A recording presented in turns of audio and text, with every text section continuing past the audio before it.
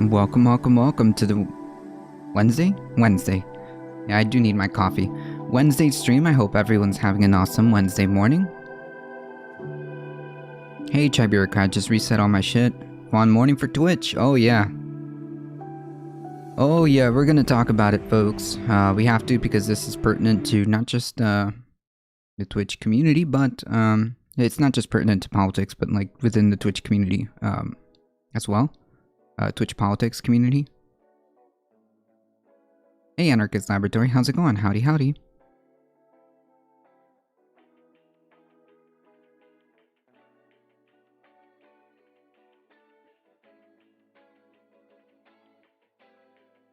No, come on.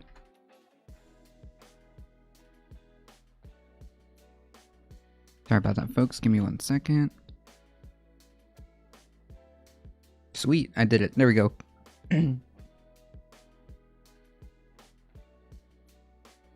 Yeah, fun morning for Twitch. So, for those of you that don't know, the TLDR of the situation, as first brought to my attention by Alio, who, for all intents and purposes, kind of like reposted on Twitter, on Discord, the Sam Woodall Discord, which, if you don't know who that is, they're like a graphic designer, video editor kind of deal. They do a lot of tips and tricks when it comes to overlays and all this other stuff.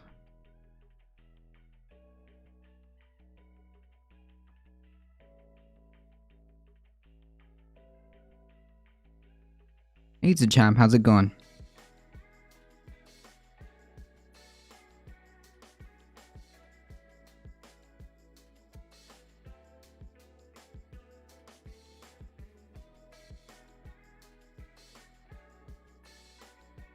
Howdy, howdy, spread it forward.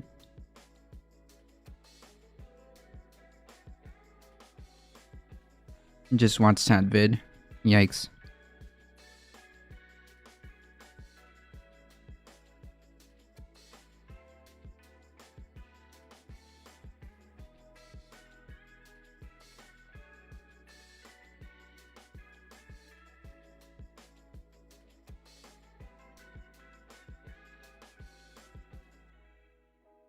Very cool.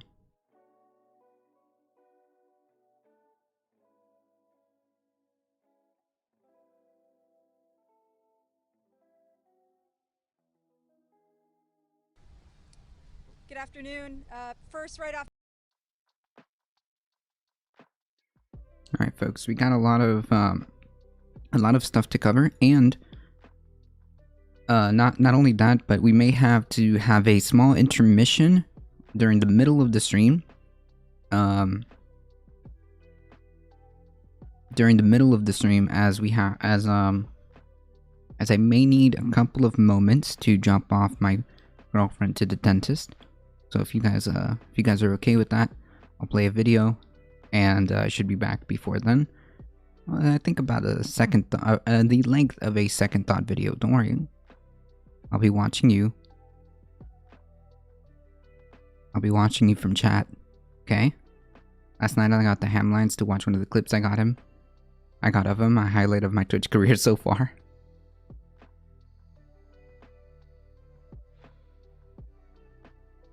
Howdy, howdy, fifth dimension. Yeah, so we will be talking about the whole Twitch debacle. But we do have some things to go through here.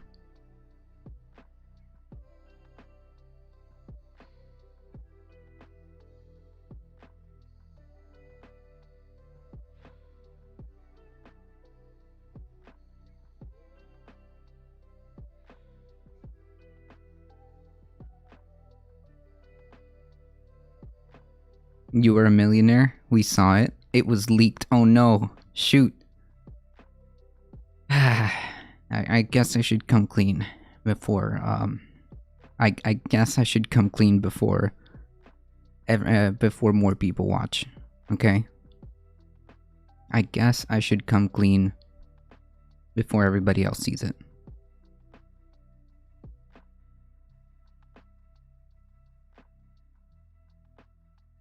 Oh, I'll give you the TLDR, spread it forward, and I mean this in a literal sense. The entirety of Twitch was leaked.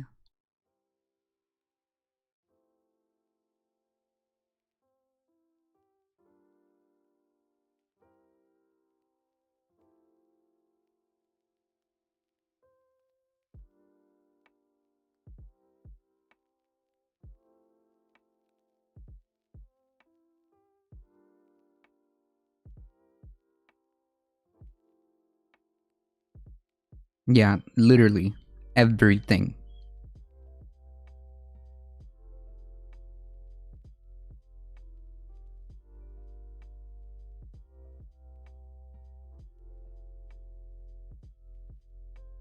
Even payouts. That's how the chap found out that I was actually a, a millionaire. How is it still working? Did everyone just change their shit? I mean, like, people should, to be honest. The first thing that you need to do is enable two-factor authentication. If you go to my Discord, spread it forward, Chai Bureaucrat actually put up a good little resource for those folks. And anything tangential to Twitch that might have your same password or that might be similar enough, I would suggest changing and re-logging in. Yada yada yada, so on and so forth.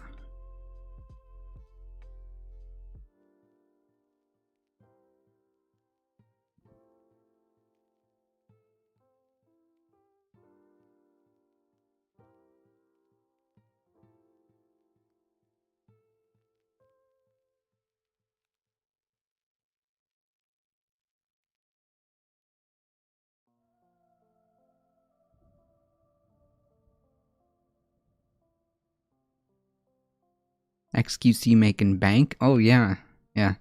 Right, and right under that, if you squint your eyes hard enough, you'll see my name.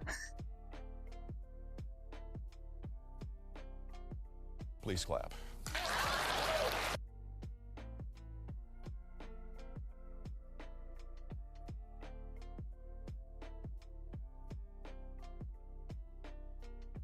So are you saying that the whole Twitch background has been leaked? Everything. The entire source code of the site, payouts, passwords, users, everything. Asanabi making 2 million? Wow. That's not surprising.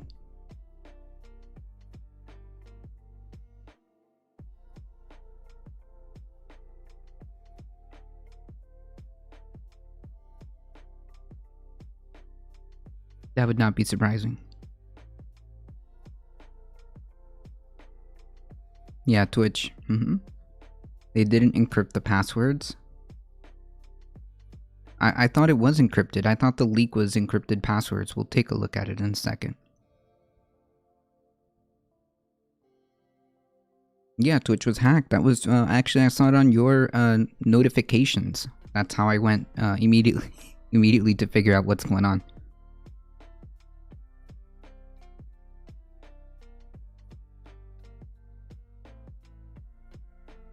Howdy, howdy.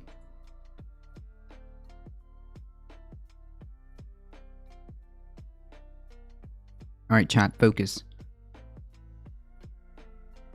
The 40-hour workweek isn't working. Reducing it could help with productivity. Wow, amazing. The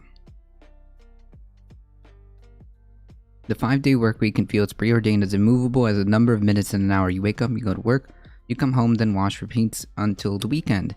Yeah, I mean, like, imagine, like, having that, mindset that this is life, where all you have to do is wake up, you go to work, you come home, and then you, wash, rinse, and repeat until the weekend. That seems kind of depressing. To say the least. But the Monday to Friday grind hasn't existed forever. Nearly a century ago, working 6 days a week was the norm. True. In the US, the 5-day workweek, along with the 2-day weekend, is something workers fought for, literally, and won in the 1930s after working years in grueling conditions that are now illegal. The world has changed a lot since the 5-day work week became enshrined into federal law, but we've kept 40 hours from Monday through Friday, even though that schedule can no longer support many workers.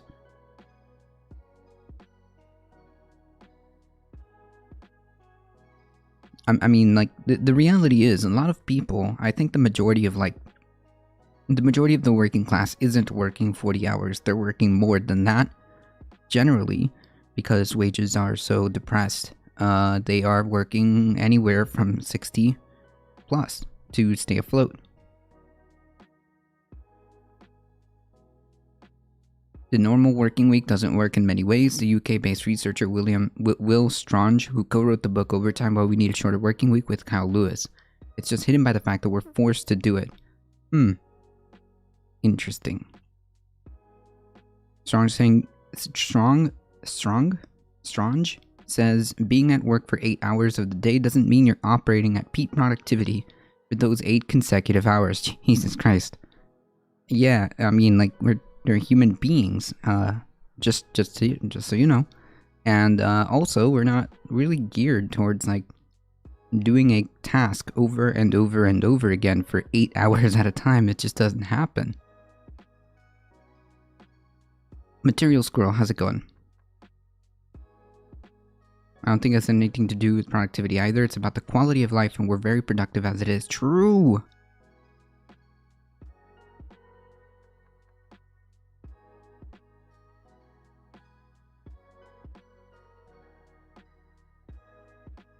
Exactly. But that's what the 5-week workweek suggests. 5-day workweek suggests. Meanwhile, workers in all kinds of industries are suffering from burnout and blurred lines between their professional and personal life. Yeah, I know someone like this.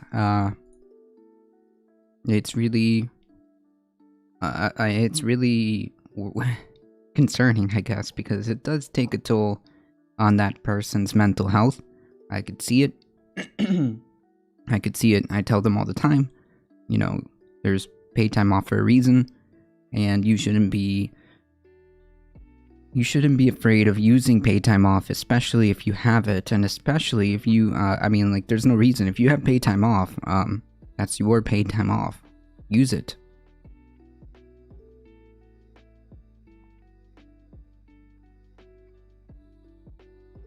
So how did we get here, and where can we go? LifeKit spoke with Strange about the 5-day work week became normal, and what has changed since then, and what a shorter work week offers workers and organizations. Excerpts from conversations edited for length and clarity are below.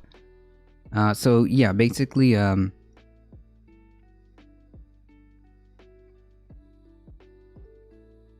are some good points here. During the pandemic, you're in the living room with your laptop, so it's hard to switch off with this creep which has infiltrated our working lives. I think it's safe to say it's a detriment to most people that it's hard to switch off. I agree. I mean, like, definitely.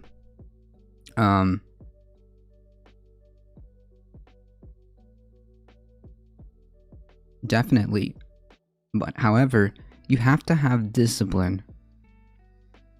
Okay, you have to have discipline and just kind of understand that the moment it is your time to log off from work, log off. Like, you don't work for free, okay?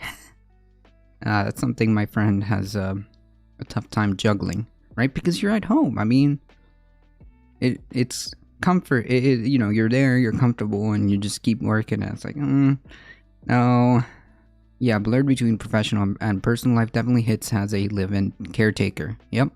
How do you feel about using PTO after you put your 2 weeks in? If I put in my 2 weeks and I have PTO,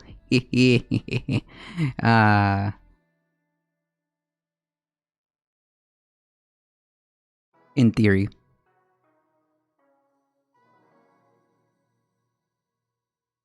In theory, those 2 weeks are really like days.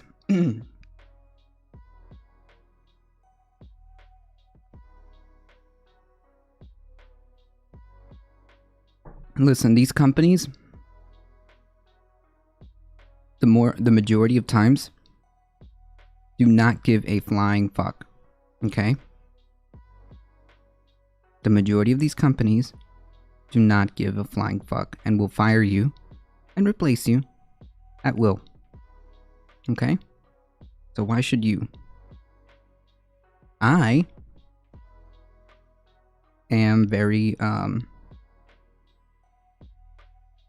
I'm very lucky that my company does offer me paid time off, and alright.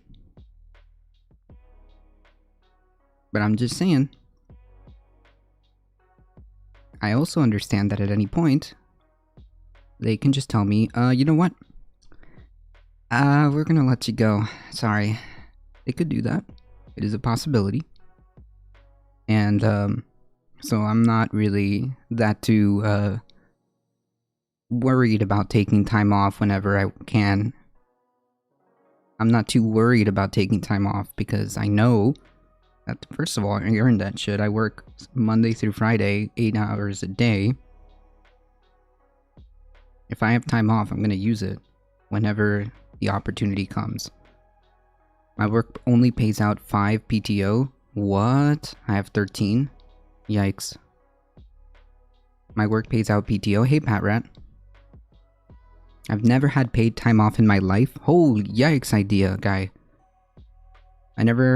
I got used to never getting out of work at my scheduled time when I did restaurant work. It's just assumed that in the industry you will lose your job if you don't stay for side work and other BS.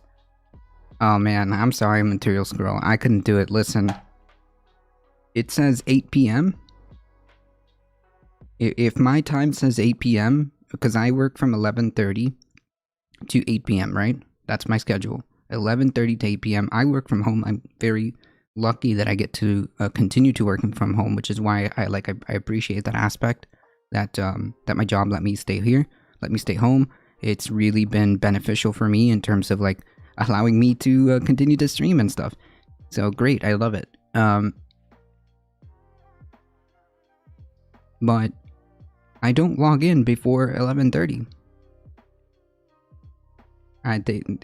You could try to reach me, you could try to text me, you could try to message me, you can try to email me to try to get in early. It's not happening. And the moment it is 8 p.m., I'm already looking for the, I'm already looking at the clock, like, alright, usually past like 8:01, 8:02, cool, I'm out. Whatever happens can wait till the next day. I think that's something that people have, like, I don't want to say trouble, but like people have like, I guess a weird over like dedication. Like my friend has this thing where he it will be like 10 p.m. It will be 10 p.m. and I still have messages in the group chat of him like working, bro. And then he'll make up excuses like, oh yeah, but I didn't actually work yesterday. I actually took like an hour off yesterday, or like, actually, there's a lot of things that I need to catch up that I have to do before X deadline. No, dude. 9 to 5 is 9 to 5.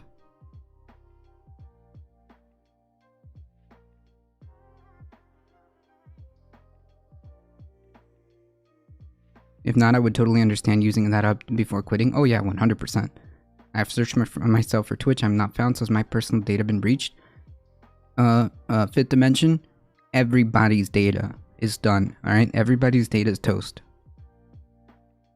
This is why the fire in Hyrule Will is dangerous. Don't want to be exploited. Too bad you're fired. Why? Wouldn't you like to know?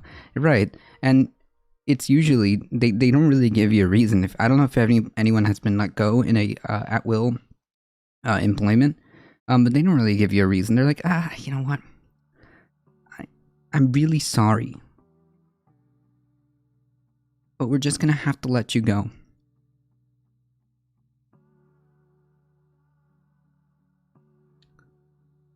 It's not you. It's us. No, I'm kidding. But yeah, they can literally just say like, oh yeah, no, well, sorry. We are experiencing some tough, difficult times, and we are unable to keep the number of staff. And you know, it's nothing like necessarily against your work ethic. You've been a great employee, but we just can't afford the X amount of employees. So yeah, get fucked. Oh wait. Yep, rise and grind.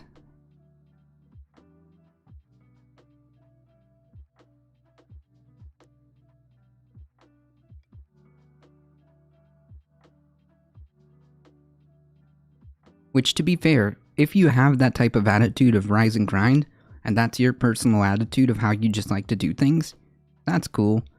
However, it's just like so toxic that that's kind of like the norm, right? Gee, I wonder what could... I wonder what could possibly encourage this type of behavior, where people feel the need to constantly turn the hamster wheel. I just can't put my finger on it.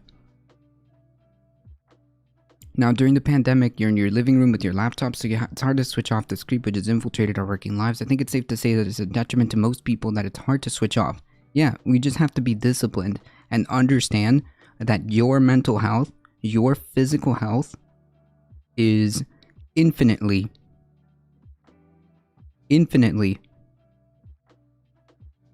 more important. It doesn't have a dollar, except here. Sorry. Okay, if you don't live in America, your health doesn't have a dollar sign attached to it. Okay? It is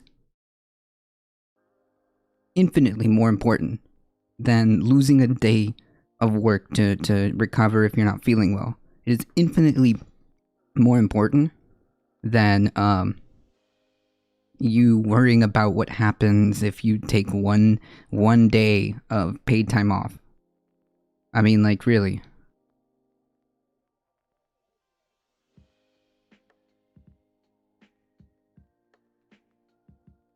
Exactly. I think some people in the chat are figuring it out.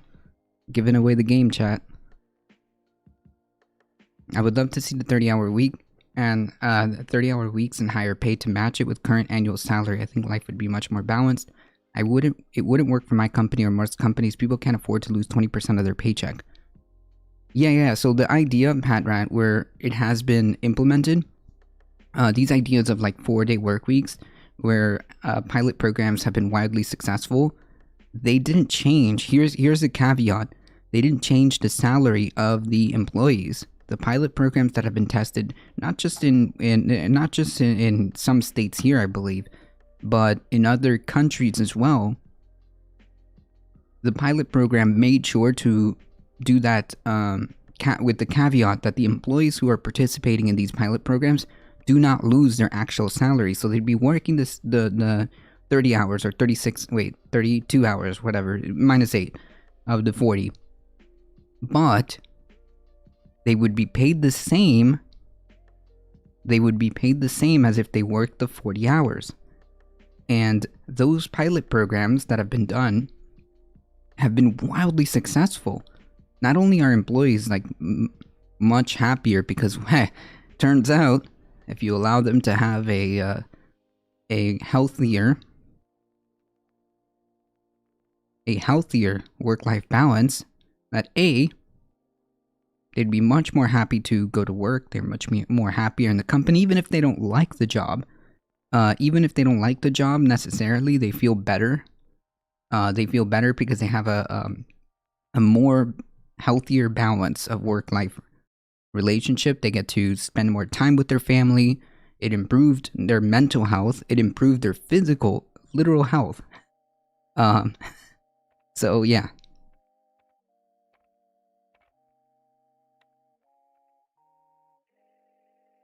Wildly successful. I work tech support, taking inbound calls, so I have to be at work to do work when it comes in. Oh yeah, like I do customer service, so there's no way around it. I'm there from 11:30 to 8, 11:30 to 8. However, I think there's a way to solve that, Pat Rat. Because I thought about this too. Like for the folks who are like, who have to be in this type of position, like yourself, have rotating teams, have rotating shifts. And that way, shift A does this hours, shift B comes in, shift A, B, or even 3 shifts if you need to. to make sure that you're covered for services like that.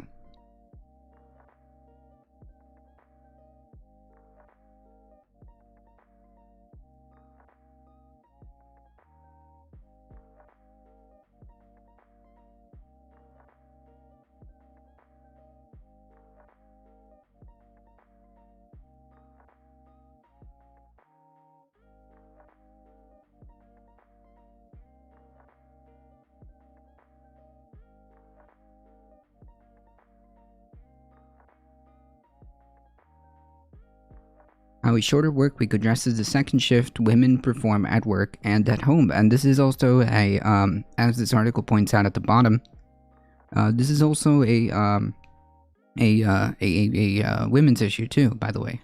A male breadwinner model has been around since the start of industrialism. Women looked after the kids, prepared the meals, and also nurtured and looked after the male worker after he came home exhausted from the industrial grind. Throughout the 20th century, when women entered the workplace, women got incomes of their own and lived lives outside the domestic regime. But they also got the second shift. You work your job, you go home, you do the second shift of looking after the family and preparing the meal. So if you're talking about reducing working hours in general, 4-day workweek will first and foremost benefit those who work the longest hours in total. This is particularly relevant to women who both have their paid employment and unpaid work at home. Work is a feminist issue as much as anything else. Yeah, I agree.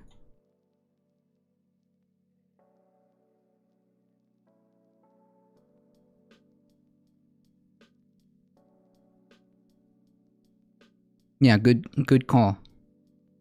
Fifth dimension. This is especially bad in SK. Wait, what is SK? Saskatchewan?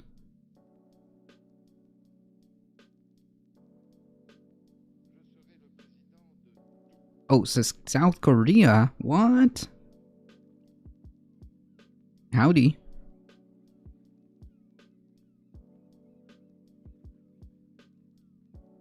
Howdy. From a very across the pond.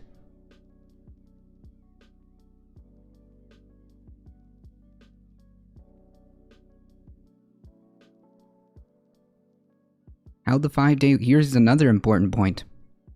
How the 5-day work week hurts the environment. Studies carried out around the world link working hours to people's carbon emissions or carbon footprints. That's just not because of the kind of work people do in production, manufacturing, and construction being very carbon intensive. It's not just that. It's also because of things like commuting. If people drive to work, that's a huge carbon burden. If you're taking ready-made meals and bottled water, these kind of quick, easy foods that come with work-centered lifestyle, they have high carbon footprints as well. If we're going to fight climate change, a decent way of doing that, while also improving people's working lives, is reducing the hours, reducing the work. Oh my goodness, hold on. Improving people's working lives is reducing the work of the working week. There we go. Okay, sorry, I got my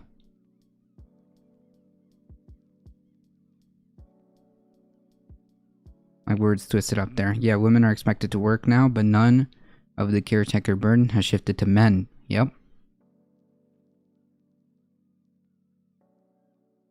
Yeah, you should. Folks, you should. This is just like a default.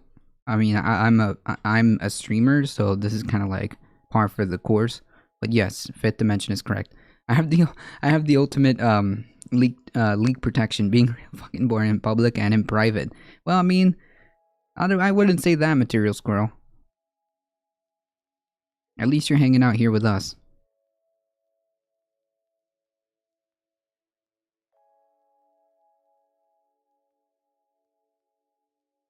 For many organizations, what you lose in labor time, you gain in greater productivity on the job. For a lot of desk-based fields, creative organizations, administrative organizations, and small manufacturers as well, there's a recognition that in an 8-hour day, there's some slack. Yeah, trust me. I know. We can't concentrate all the time, particularly if you're overworked and burned out. So reducing the work week has reaped dividends in terms of productivity and worker well-being, which means workers come to work refreshed. They come to work liking their job a bit more and wanting to get the work done so that they can have a nice weekend. Yeah, I mean, like, even folks who don't necessarily like the actual job that they do will be a little bit more amenable when you give them a healthy work-life balance. The main obstacle for implementing a shorter work week is changing the work culture. You might have people who want to work above and beyond, right, which is, again, that whole, like, rise and grind, and the grind never stops, and stuff like that, which is, encouraged by a certain system that, I don't know, just putting that out there, you know. There's a reason why people feel that way, and there's a reason why people feel it's not desperation necessarily for everyone, but it kind of gives you that vibe. Because it turns out you need food to put on the table. These jobs don't pay enough. Yeah. They might want to you might want to prove that they're working hard by putting in the extra hours. Ah, man, I know my friend is literally like this. I know he prides himself on hard work, and there's nothing wrong with that, again, but, like, man, at what price? There is a healthy balance where you can do your job, put in the work that, you know, from hour A to hour B is where you're supposed to do your work, and then after that, it's all chill time after that. But that's detrimental because a workplace with a decent working culture would be one where the quality of work is good, where everyone's playing their role and collaborating with the team. It's not about individually proving that you're a hard worker than others. So laying down firm guidelines and ground rules about working hours are and what's expected of staff is what needs to be in place to avoid overwork culture. Yeah, like I think that's pretty cool. That's a great I think that's a great way of kind of countering that idea, like the rise and grind kind of way of thinking that's kind of been just normalized. Okay.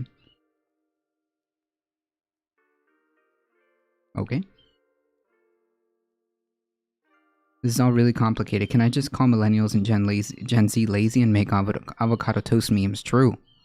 Easy. Yeah, we'll just say, we'll just chalk it off as these entitled millennials and Gen Zers. We're just lazy and entitled and eat too much avocado toast. That's what it is. Alright. I think that's another positive that I'll say about my workplace. We are pretty strict. We have pretty we have pretty good guidelines and ground rules, I guess, unspoken ground rules. That's kind of part of the culture in our job. So I think that's another positive. So maybe I'm just speaking from a point of view of, like, well, this is kind of just how we operate. And then I see my friend who is expected to go above and beyond. He's not doing it not just out of his own accord, but because he himself is a hard worker, but the company puts this pressure on their employees to do that, to encourage them in that direction, even though it's not really explicitly mentioned. I just feel really concerned for my friend. Like I said, I mean, it'll be like 10 o'clock, 10 p.m. and he's still working.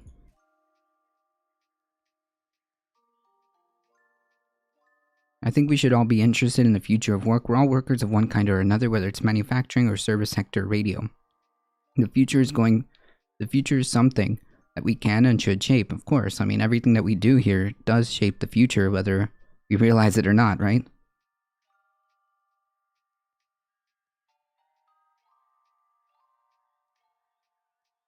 Is something we can and should shape, and I think we should steer away from this wave of automation coming in, the jobless future, and so on. I don't know about jobless future. There's always going to be jobs to do. I don't get it. We should not give in to the temptation that the future is just on its way to impose stuff on us, but we should be interested in the future of work so we can change it.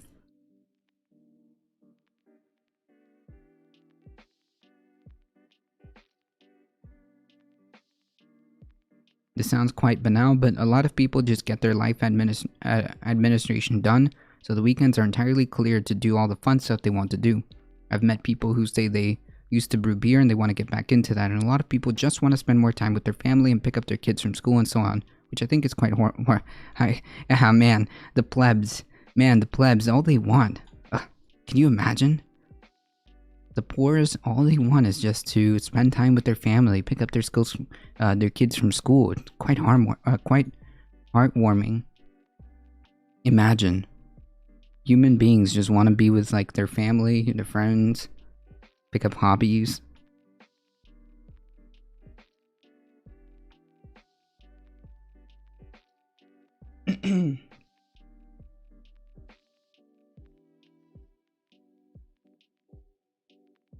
There's a huge dichotomy about work, wages, and capitalism. The capitalists will chase the lowest wages workers around the world to get higher profit. Thus, China and India will always undercut Western economies. Well, how did we get there, though? How did we get there? It's a lot of decades of failed, I think, in my opinion, failed foreign policy, which allowed these companies, without sufficient guardrails and sufficient regulations and stuff like that, to do this. And it's like, well, it may not necessarily be doing it here, but they're definitely exploiting, the folks in China and India, wherever they can get that cheap labor. But that only happened because they were allowed to. That only happened because they were allowed to, without regulations and without guardrails. And furthermore, they made it. They set the stage so that the government would be in favor of doing stuff like that in the name of advancing the economy, or in the name of whatever BS excuse. But at the end of the day, the only thing that happened is that these large multinational corporations got bigger, more profitable, therefore more influence. Therefore, they keep just kind of continuing to tighten that grip, right?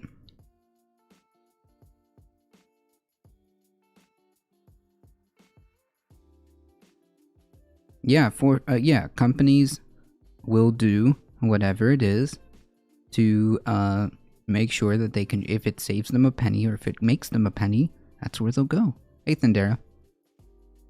If it makes them a penny or saves them a penny, that's where they'll go. And, well, I mean, like, I think that it was pretty disastrous the way they made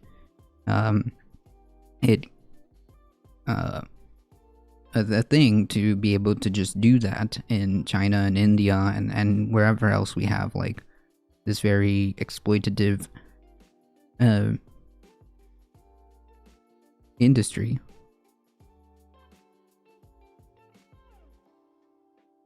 Oh.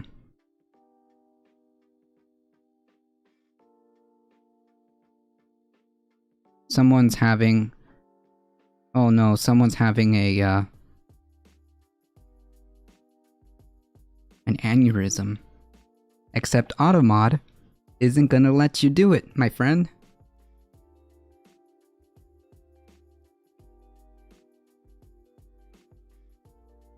Yeah, somebody needs a hug. How's it going, sourcing? Somebody needs a hug.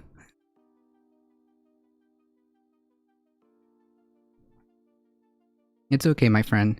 You can go back to Infrared's chat, okay?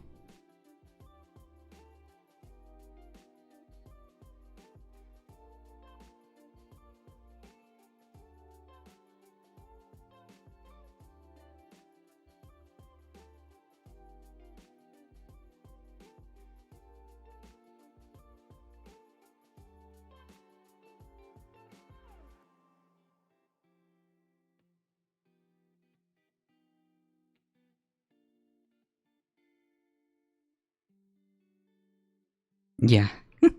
I couldn't even read the spam before it got retracted. Yeah, Automod is a useful little thing. So, like I said, sorry, my friend. What's happening? Oh, just, we're our regular troll that comes in here ever so often. It's okay. It's okay.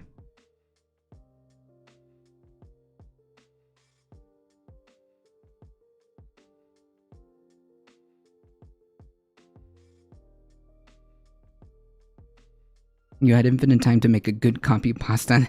Yeah, it's okay. It happens. The best thing we can do is just quickly move on.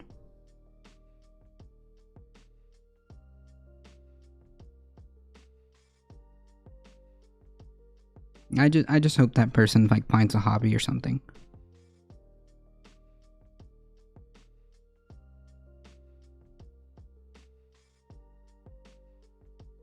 Yeah, anyways, TLDR, 4-day work week, much better. I believe the Ford Motor Company took its manufacturing to Mexico. I believe so. I'm actually not sure. I'm not gonna say anything I don't know. I'm not sure, but I wouldn't.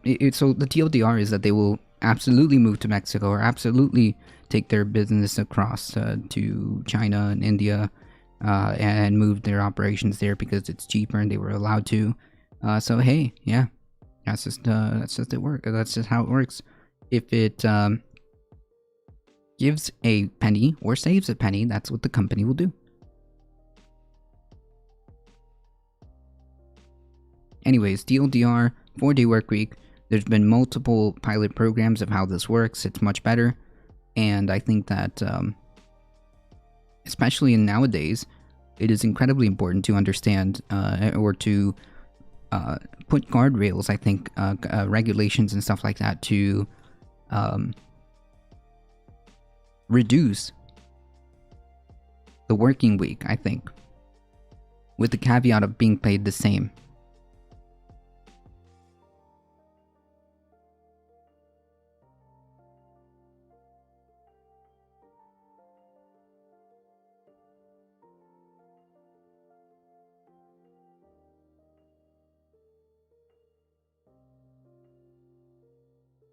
Time and time again, the pilot programs have shown to be quite successful.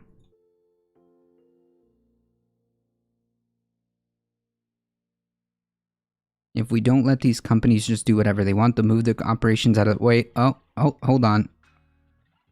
Oh, wait. Auto industry in Detroit and Flint and Pontiac was booming before the white flight, and now they're completely abandoned by the government. Other pressing issues: ensuring everyone gets paid time off, including contractors, and ensuring maternity leave regardless of gender. Ooh. So here's the thing, Material Squirrel. One of the important things that is happening, or that we're currently fighting for, the most basic thing is maternity leave. In the budget reconciliation bill, it is a piece of that is important. Uh-oh.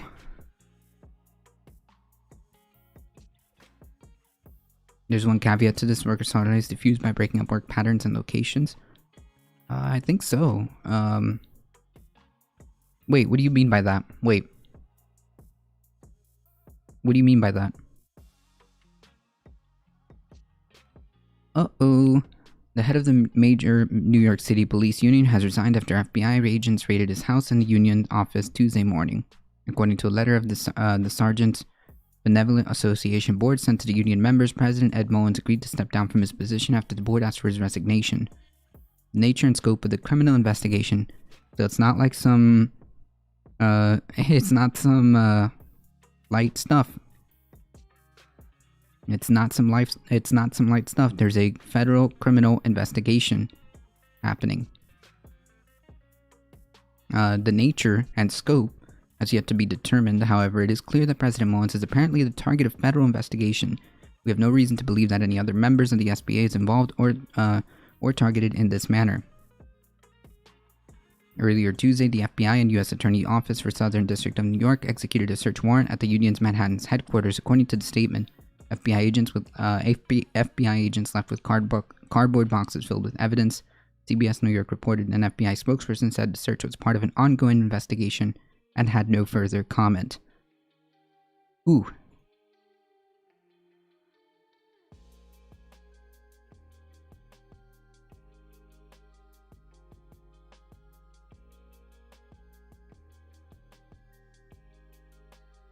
I suspect we're gonna find out that there's gonna be a lot of stuff that's gonna come to the surface.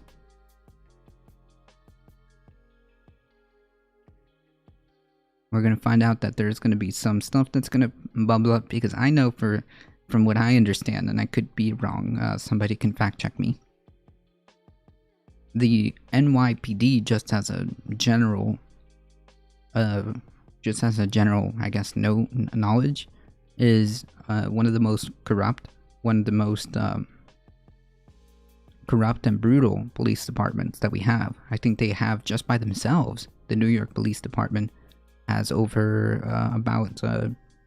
about half of all civil lawsuits.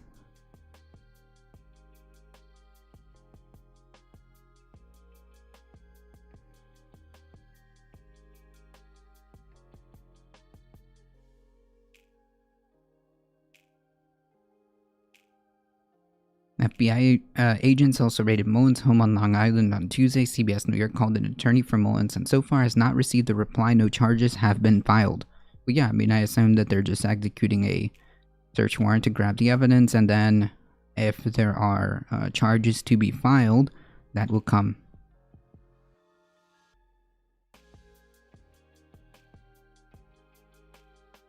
We're gonna find out shit that's worse than we thought. You think so? I suspect that there's something going on. I don't know if this has anything to do with the union, though. I guess we'll find out. Yeah, I believe it. They do have a lot of power, so I do believe they can easily buy local elections. They get 90% of every county budget, more than hospitals and schools. Yikes. I know that the NYPD also has one of the largest police budgets. I think they're, something in the tune of a couple of billion?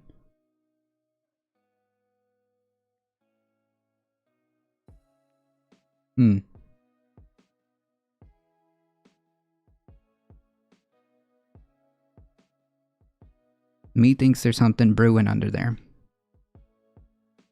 I guess we'll find out more in the future. As this story progresses, we'll keep a track on it.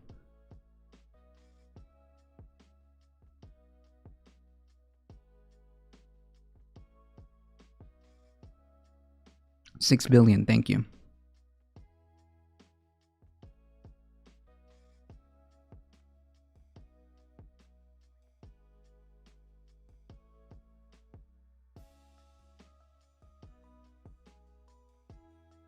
Remember when we had to replace the entire New Orleans Police Department because of massive corruption, and then it was still corrupted? Piecemeal defunding and firings don't work. It's very much systemic. Well, I mean, like, I do think that in order to fix a lot of, like, the issues when it comes to policing, I think we just have to rethink the institution and known as the police. And I think that there are definitely things that we can do to improve things, but yeah, I don't think there's any reason why 1.8 billion, 6 billion.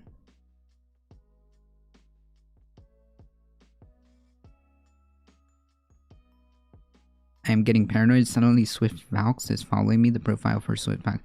I wouldn't touch anything Fifth Dimension. Sometimes, like, it could be bots that will randomly follow you. So I don't know. It could be just a mistake. I don't know. Just keep your eyes open. Make sure you change your password. Make sure you do 2-factor authentication, so on and so forth.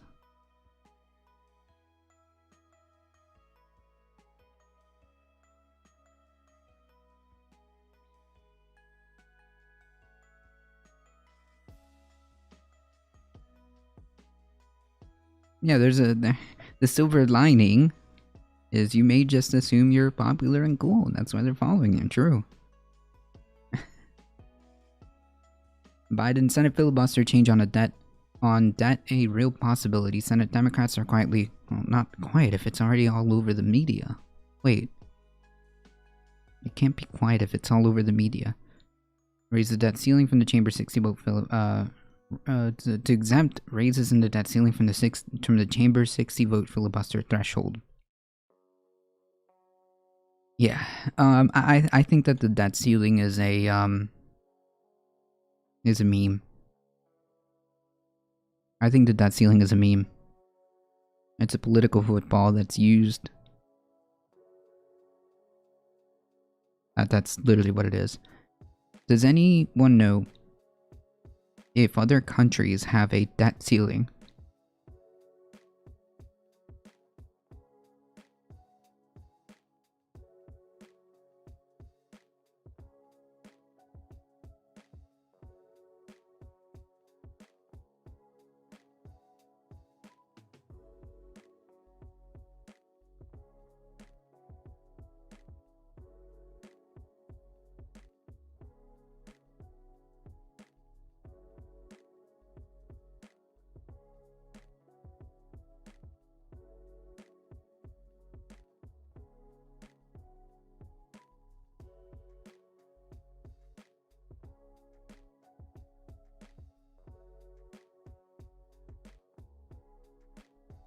The United States is one of the fewest countries in the world with a debt ceiling. Huh. So, yeah.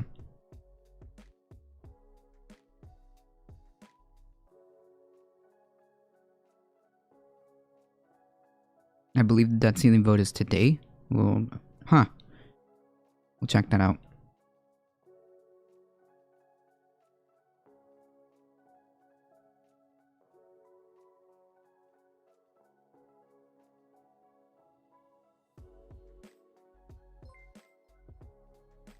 Zach Apollyon with the tier 1 subscription, 2 months. Thank you so much. I appreciate that. Jesus, did we get a troll before I even realized it? Oh my goodness. Oh man, today it is spicy.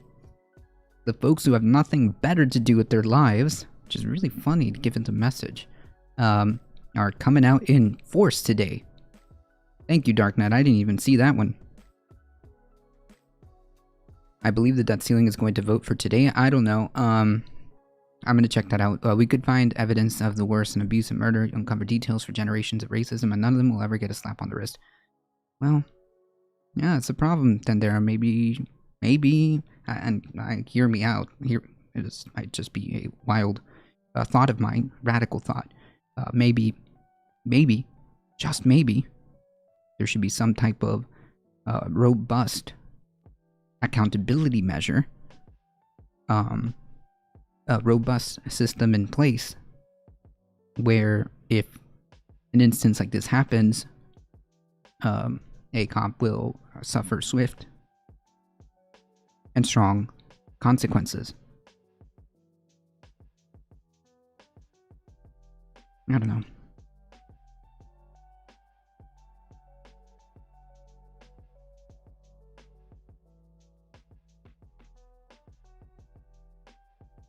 The debt ceiling is 50 years old. Yes, that's right. We do, there was a time where we didn't have that here. That's true.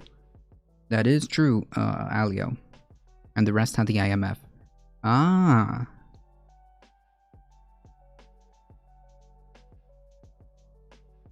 In the UK, the Bank of England and Chancellor of the Exchequer control our national debt. Gotcha.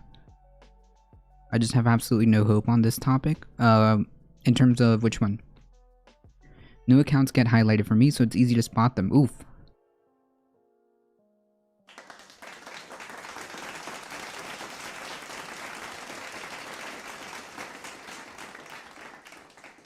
Quick on the draw.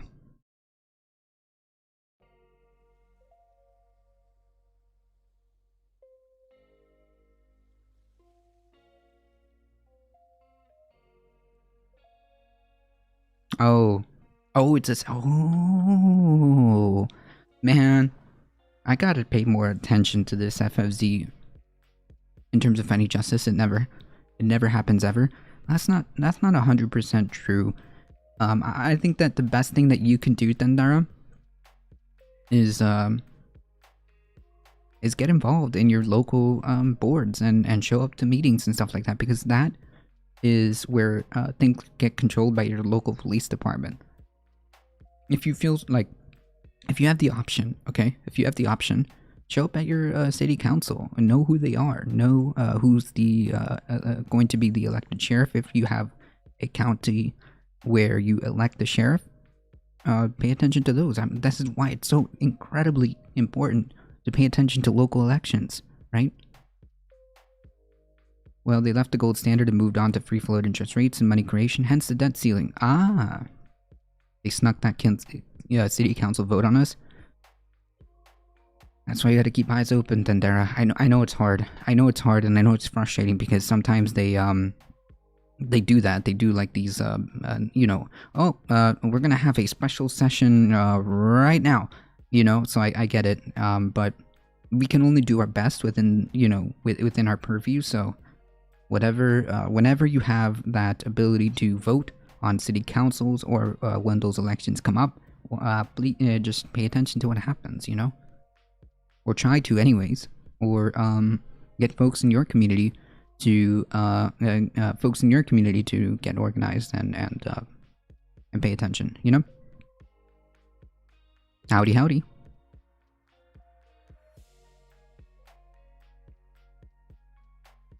I know it's not always 100%, and I know it's not always everybody's. Everyone has that capability.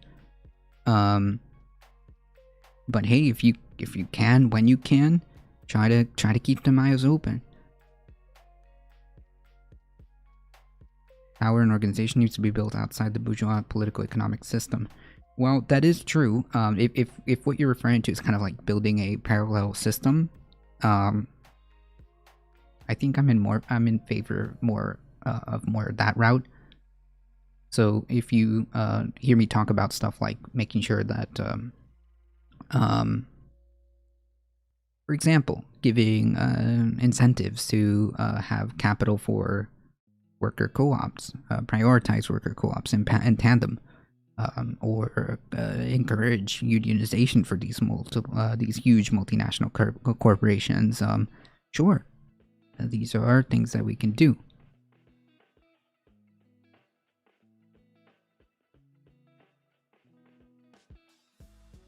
Meaning locally securing and protecting housing and food and education. Well, yeah, I mean, if you're talking about like mutual aid and, building that community, and building that kind of community support, communal support, and, essentially what you're doing is showing that your ideas work. Making sure that you have community support for, I don't know, securing a food system, whether it be by making sure that you have a building or a method of making sure that anybody that comes in can get food, building independently like housing for those folks who need it. Okay, that's like it sounds to me like mutual aid.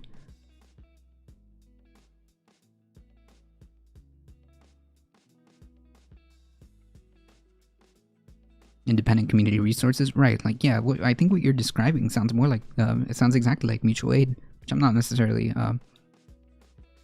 I'm not necessarily against. That's actually pretty good. If you can help your community and get your community organized about doing things like this, sure. We need to start running in more elections, as 70% of all elections in US went unchallenged last year. That is an interesting fact.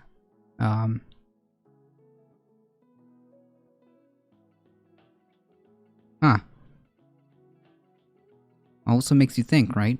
70% of all elections went unchallenged.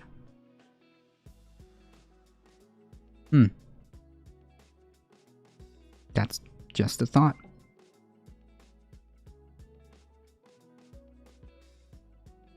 Dr. Binwin rating with a party of 15. Thank you so much. Rating with a party of 22. Thank you so much. I appreciate that. Can't find a name like? Howdy, howdy, howdy. Read and rap. Thank you so much. As a challenger, yeah, as soon as a challenger rises, the money starts flowing. Yeah, but it doesn't always work. Last summer, Bwin, Buena Buen. Yes, I always have trouble. Doc Buena Buen. It's true. State reps and city council races have extremely low margins. Yeah, so I mean that's a An interesting fact. I mean, sure, like 2,000 votes can win you a seat. Yeah, and you know what? Within your purview, a city council seat has a lot of sway in terms of like your purview, right? Within your purview. So I don't know. There are still things that we can do. That I think that we're just not like focusing on. I think. Meanwhile, which is why I stress this so hard, because it kind of gives me the chills, man. Meanwhile, we have people like Steve Bannon who are effective at organizing, effective at pointing their base at the goals they want to achieve. They stress the importance of making the GOP into MAGA. They stress the importance of taking over city councils, school boards. They stress the importance of winning state representative seats. They are very, very aware of what the ramifications of that is.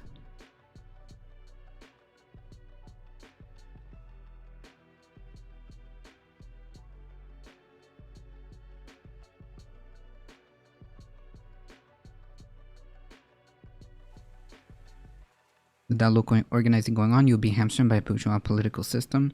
You will not be allowed to pass any radical agenda. You may not even get measly reforms. Maybe. But there has to be enough of you, right? See, that's my point. Steve Bannon is building a infrastructure where it's not just like, oh, a city council here. No. They're building a swell to begin to just capture all of these local institutions and turn them into MAGA institutions, right? That's their, and he said it himself. That's his end game. So if he understands this, I think we shouldn't cede that, you know?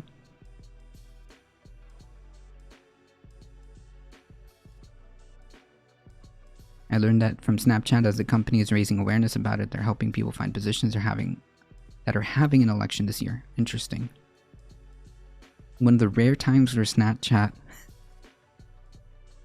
I think one of the rare times Snapchat is actually gives you a little fun fact.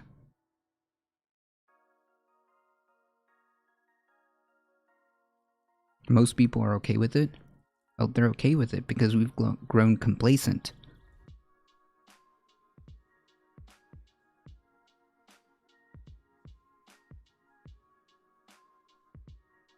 Folks, in a moment, I'm gonna have to take a break.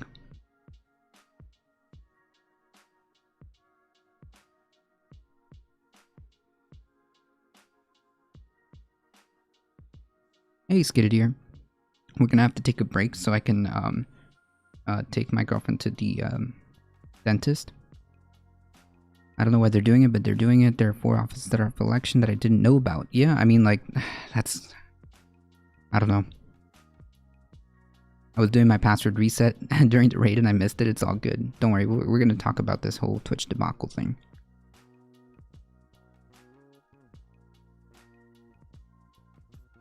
Yeah, and I think that the reason why I have a feeling that the reason why we a lot of us feel this way, and it's not just us, like in the left, but I feel like just even normies, even people who are apolitical, often feel like there's no point, right? They often feel like there's no point. They grow apathetic, and with apathy it turns into acceptance, and I think that is a problem, which is exacerbated by the system that we have here, especially considering the fact that our political system only allows, or only, I don't want to say only allows, but basically for all intents and purposes, only allows 2 political parties, and therefore none of them are incentivized to really represent you. So on and so forth. That's how it goes. You breed apathy, which turns into acceptance, if you talk to a lot of people that just want to grill kind of people, their perception of the state of politics is that their perception of the state of politics is that there's no point. There's no point. I'm not really a Democrat. I don't know. They don't really represent me. They're all liars. They're all corrupt. Every single politician is corrupt. Every single one. And it's like, yeah, I mean, there's a point underneath that, but it kind of just breeds apathy. I already made sure two-factor authentication was on, changed my password, set extension keys, or whatever they're called for. True.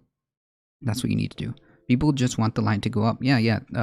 Those who are interested in that will use this to make sure that that's the only thing that happens. The only thing that matters is line go up. Yep.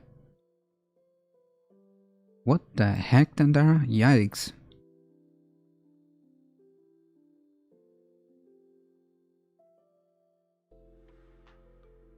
Holy yikes, Batman.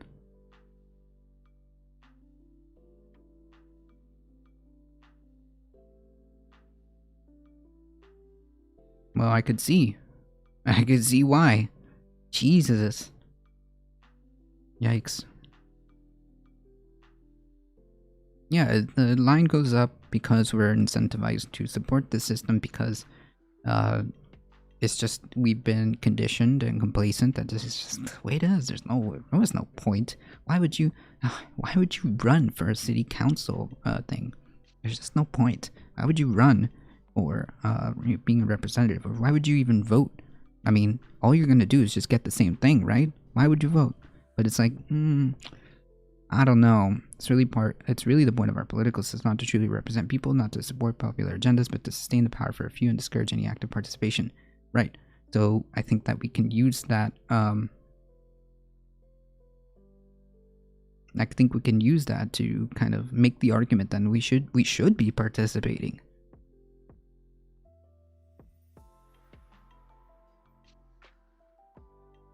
Government bad, make good line go down. Yeah, this very simplistic thought process of how the yeah, exactly, the darknet, exactly.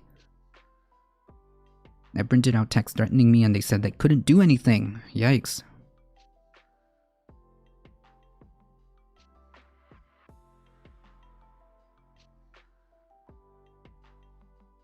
In Roblox. I got banned for 7 days in a game called Roblox.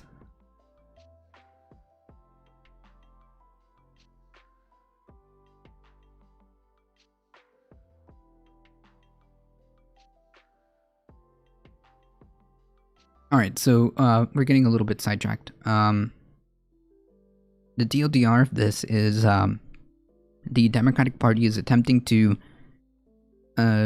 remove the filibuster for, I should say, not remove the filibuster. They want to create an exemption in the event of voting on debt ceilings. And I think that honestly, the debt ceiling is a meme. It's a political football. Reality is, incurring debt isn't the problem. It's what you're incurring debt for, right? Like if you're incurring debt, if you're making a massive infrastructure program to, if you're making a massive infrastructure program for, I don't know, roads, green energy, revamping your energy systems to be renewable and create all of these jobs and create all of this growth, then yeah, incurring that debt is good. And just to be clear, the price tag on this is 3.5 trillion.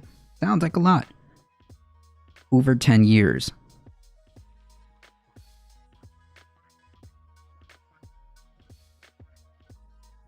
Over 10 years, folks. Okay? So don't let anybody tell you otherwise. When you hear the outrage over the 3.5 trillion, mind you, first of all, that was the compromise. Second of all, that's over 10 years. Which is a really weird fact to leave out, right? Which is a really weird fact to leave out.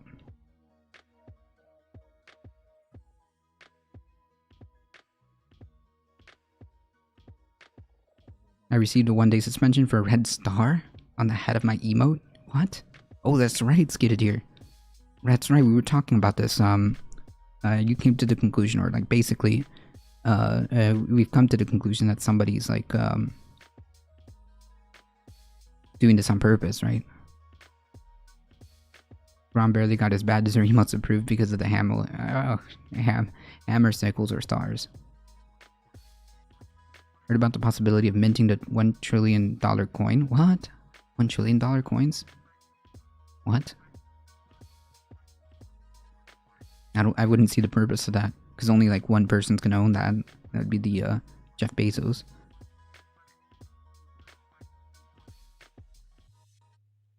It's more than fair to assume it's the result of being reported. True. The debt ceiling is about money already approved and spent by the government. No, I think... okay, hold on before I start talking.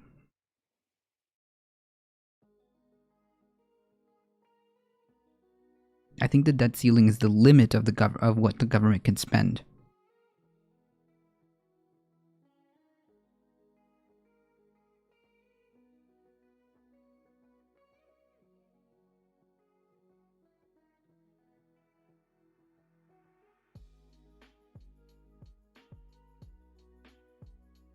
Yeah, okay. So the debt ceiling, or it's a debt limit, is a legislative limit on the amount of national debt that can be incurred by the U.S. Treasury. So that's what the purpose is, to limit the national debt that can be incurred. Except, again, that isn't necessarily like a problem, depending on what type of debt you incur, right?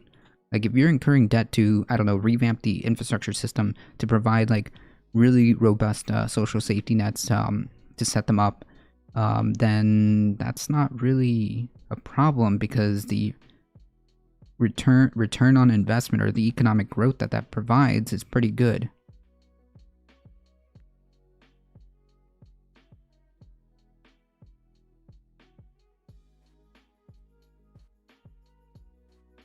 That's right. That's right.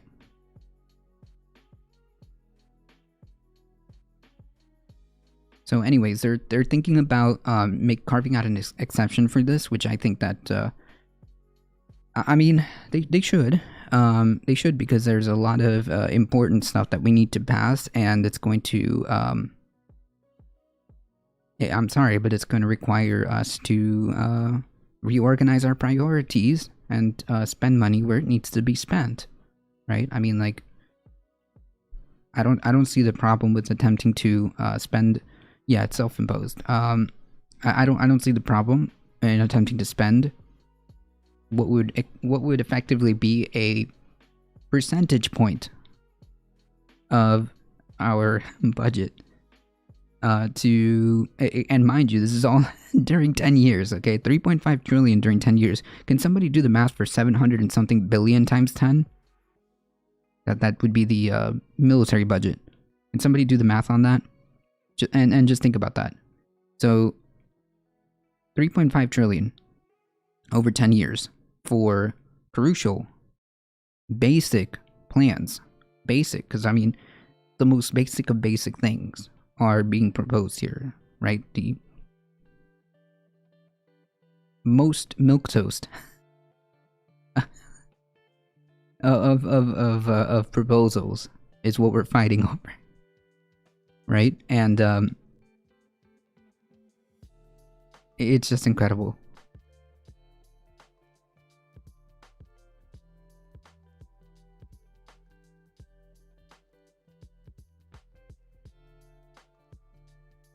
Well, I think that's the point, Alio. Yeah, just about 9 trillion. Yep. 9 trillion over 10 years for 700 and something billion dollars in the military budget. But here we are having like an entire political battle. An entire political battle over 3.5 trillion. A third of that-ish. A third of that.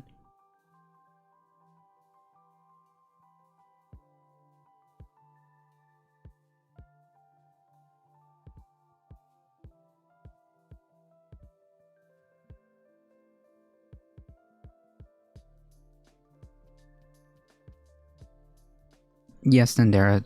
So if you want the TLDR, which we will get into it, the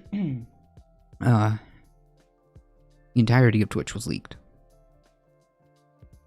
It is very popular. Does insult Biden? Does insulting Biden improve the country and the virus? If you want something else to register, someone else register for 24 or talk to the Democratic Party. If not, run for Communist Party. Good luck. Yeah, but like the thing is, like if you, it's not about just like insulting Biden, which I don't believe. So I think that it is okay to criticize and warrant criticism where it is. And currently, him, and his administration and the Democratic Party are currently the ones holding the wheel right now, and they're the ones who have the ability to deliver on on something of their agenda, anything really, anything. I missed it. Don't worry, we'll get to it. So I don't think it's like insulting. Well, at least like I don't necessarily like insult like ad hom. I'm criticizing his decisions when they are warranted, right?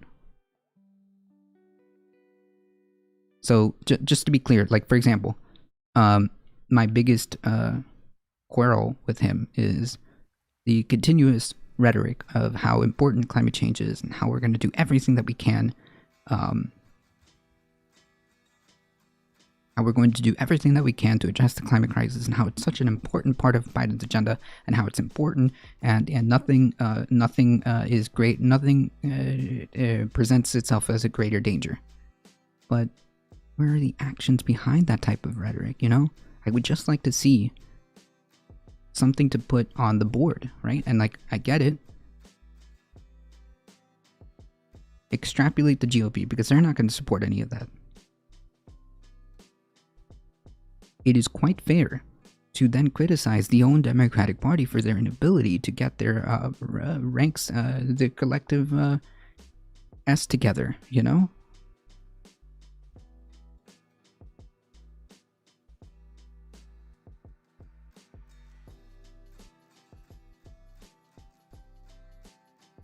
Biden doesn't know anything about climate change. True. I don't suspect he does, or I don't suspect he needs to know. The point is, his administration has the information available, and he could do it. But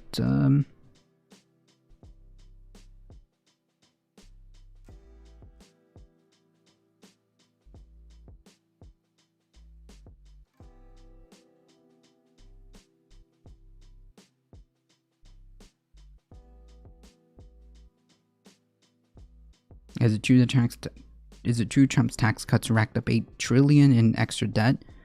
Not sure about the number, but I wouldn't be surprised if it actually increased the debt.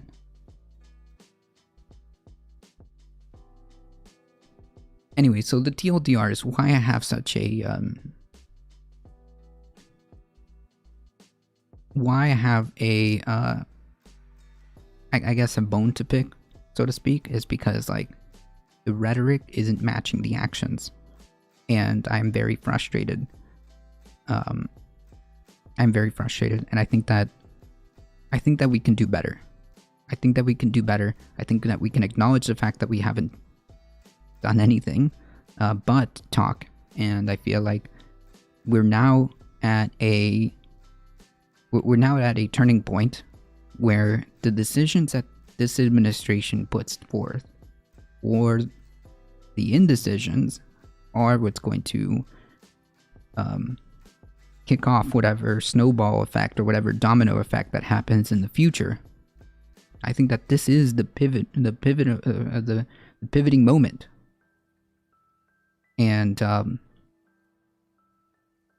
we'll see what this administration ends up doing. But I'm not holding my breath, and I'm very worried, very concerned, and I'm very frustrated. I think $7+ trillion during his administration, which is by far the most debt incurred by a one-term president. Yikes.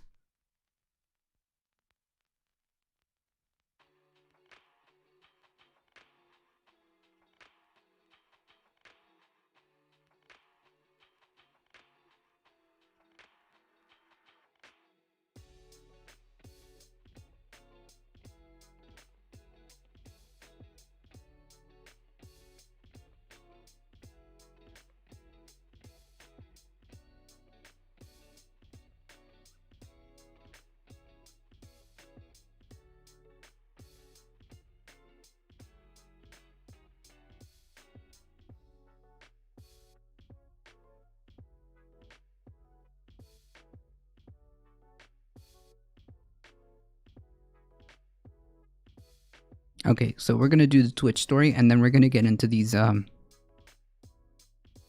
climate change stories. Okay, please keep in mind in about 10 minutes. I'm gonna need to take a break. Just a quick break, so bear with me. But we are gonna go over this here. All right, folks. I know some of you folks have been waiting for this, so let's do it. The entirety of Twitch has reportedly been leaked, and unironically, the entirety of Twitch, including its source codes, user payout information. The user posted a 125 gigs link to 4chan, of course, on Wednesday, stating that the leak was intended to foster more disruption and competition in the online video streaming space. Wait, what? Because their community is a disgusting, toxic cesspool. Well.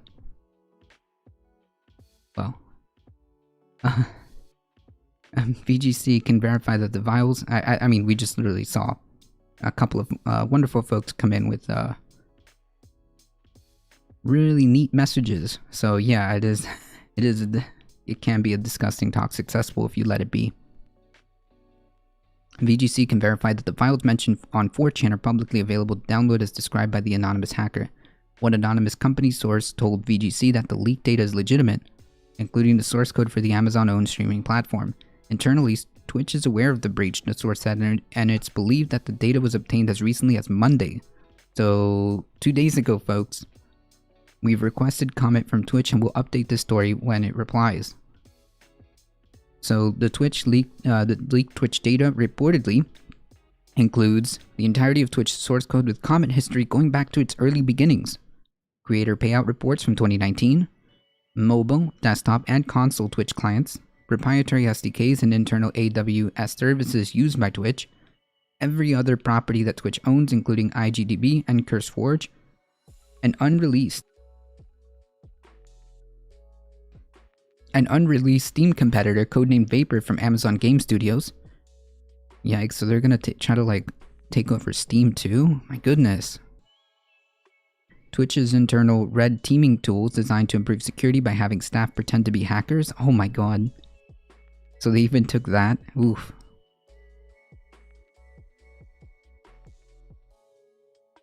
Yeah, 4chan no less, you know. Only the best folks reside on 4chan, right? I'm gonna go hack Hassan now.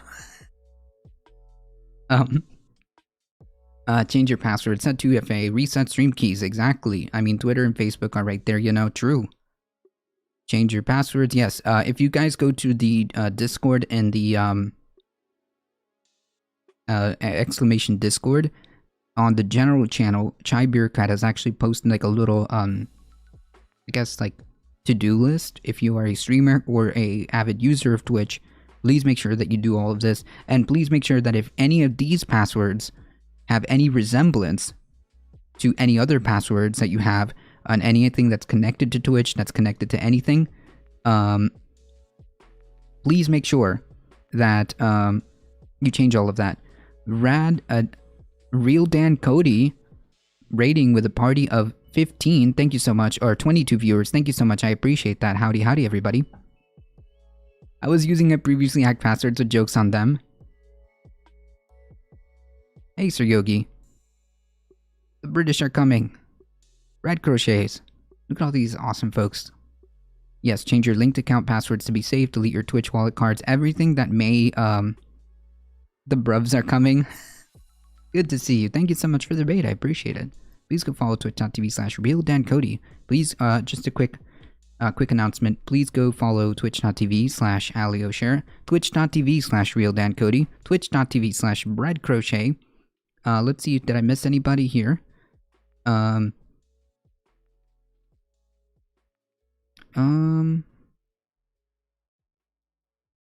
Twitch.tv/sourcing support, twitch.tv/Bunabun, Dr. Bunabun.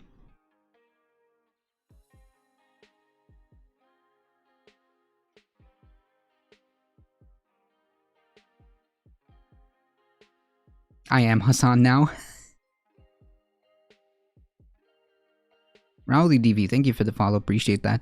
Folks, if you don't know who we are A Difficult Truth. We do news and politics Monday through Thursday, 9 AM to 11 AM Eastern Time, roughly. We also have Saturday Catterdays about noon Eastern time, so make sure you check us out. I appreciate all of you guys hanging out here. You guys are what makes this channel grow. Thank you so much. Thank you for bringing your wonderful community here. Thank you so much for both Dr. Bunawin for the raid and Real Dan Cody for the raid. I appreciate you guys. Fortunately, I never shared a Twitch pass with any other service. Yes, I send my subby via Google. Cool. Can I be Chai Bureaucrat then?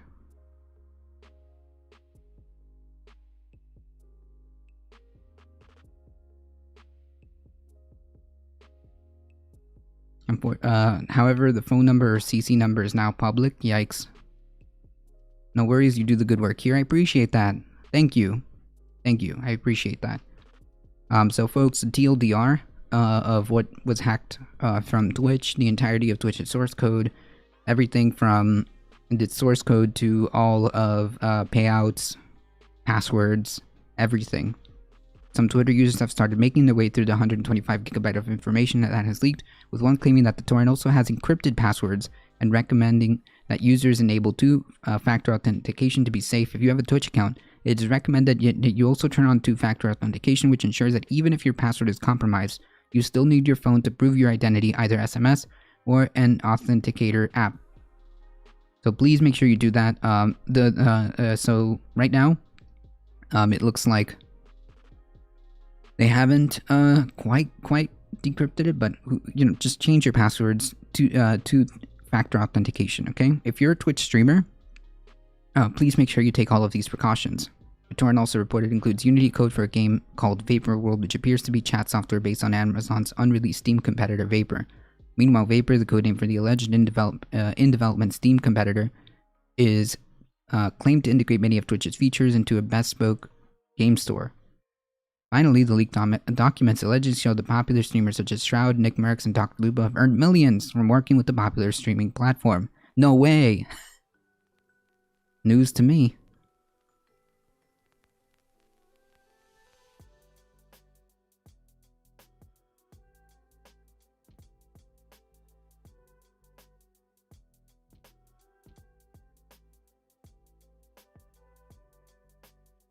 I changed my password for Twitch after seeing the end of Proudly Radical stream. Yep.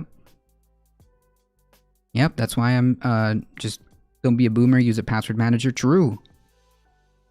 That's also a good point. Shroud has $10,000 toilets. True. It'll probably be forever to use these password hashes because they're all salted. Huh.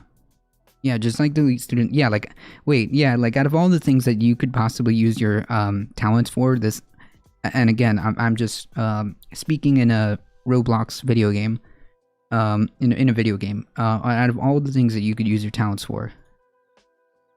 Yeah, cool, excellent, wow, Hassan is a millionaire, no way. Wow, no way. Wow, Shroud has like a lot of money, and because he's like one of the top streamers, Asmongold has a lot of money. No way. No way. I'm too lazy to like go ahead and hack me while I have his puppy pictures and memes. Hey, maybe that's worth hacking. In a video game. In a video game. The anonymous leaker has stated that this is just the first part of content due to be leaked, but hasn't stated what they plan to also release. Twitch has regularly found itself under fire from creators and users who feel the site doesn't take enough action against problematic members of the Twitch community. Yeah. No kidding, we have our own special dedicated Twitch person who continuously makes unlimited amount of alts and spams very cringy messages. Eat420 coming in hot with a 15 months. Thank you so much. I just changed my Twitch password. Don't forget, guys. Thank you so much. I appreciate that. Alright, folks, we're going to take a quick break. It may take a minute, so I ask for your patience.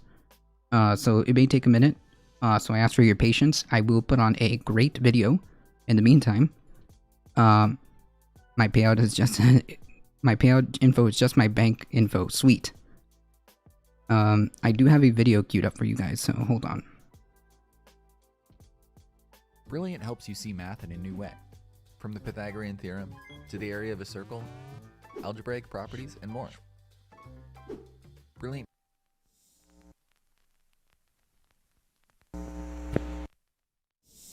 Alright, folks. Just allow me some time. I'll be right back. and I should be back before the end of this video. So, kind of what we were talking about earlier. I won't change my password and I'll tell you if someone hits my 2FA. No, don't play it. Don't play it. Don't roll the dice.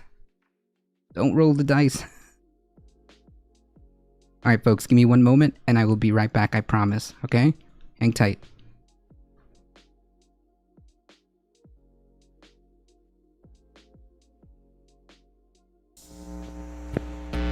This episode and others like it are made possible by the generous support of my patrons on Patreon. If you'd like to help support my channel and get early access to every video, consider becoming a patron at patreon.com/secondthought.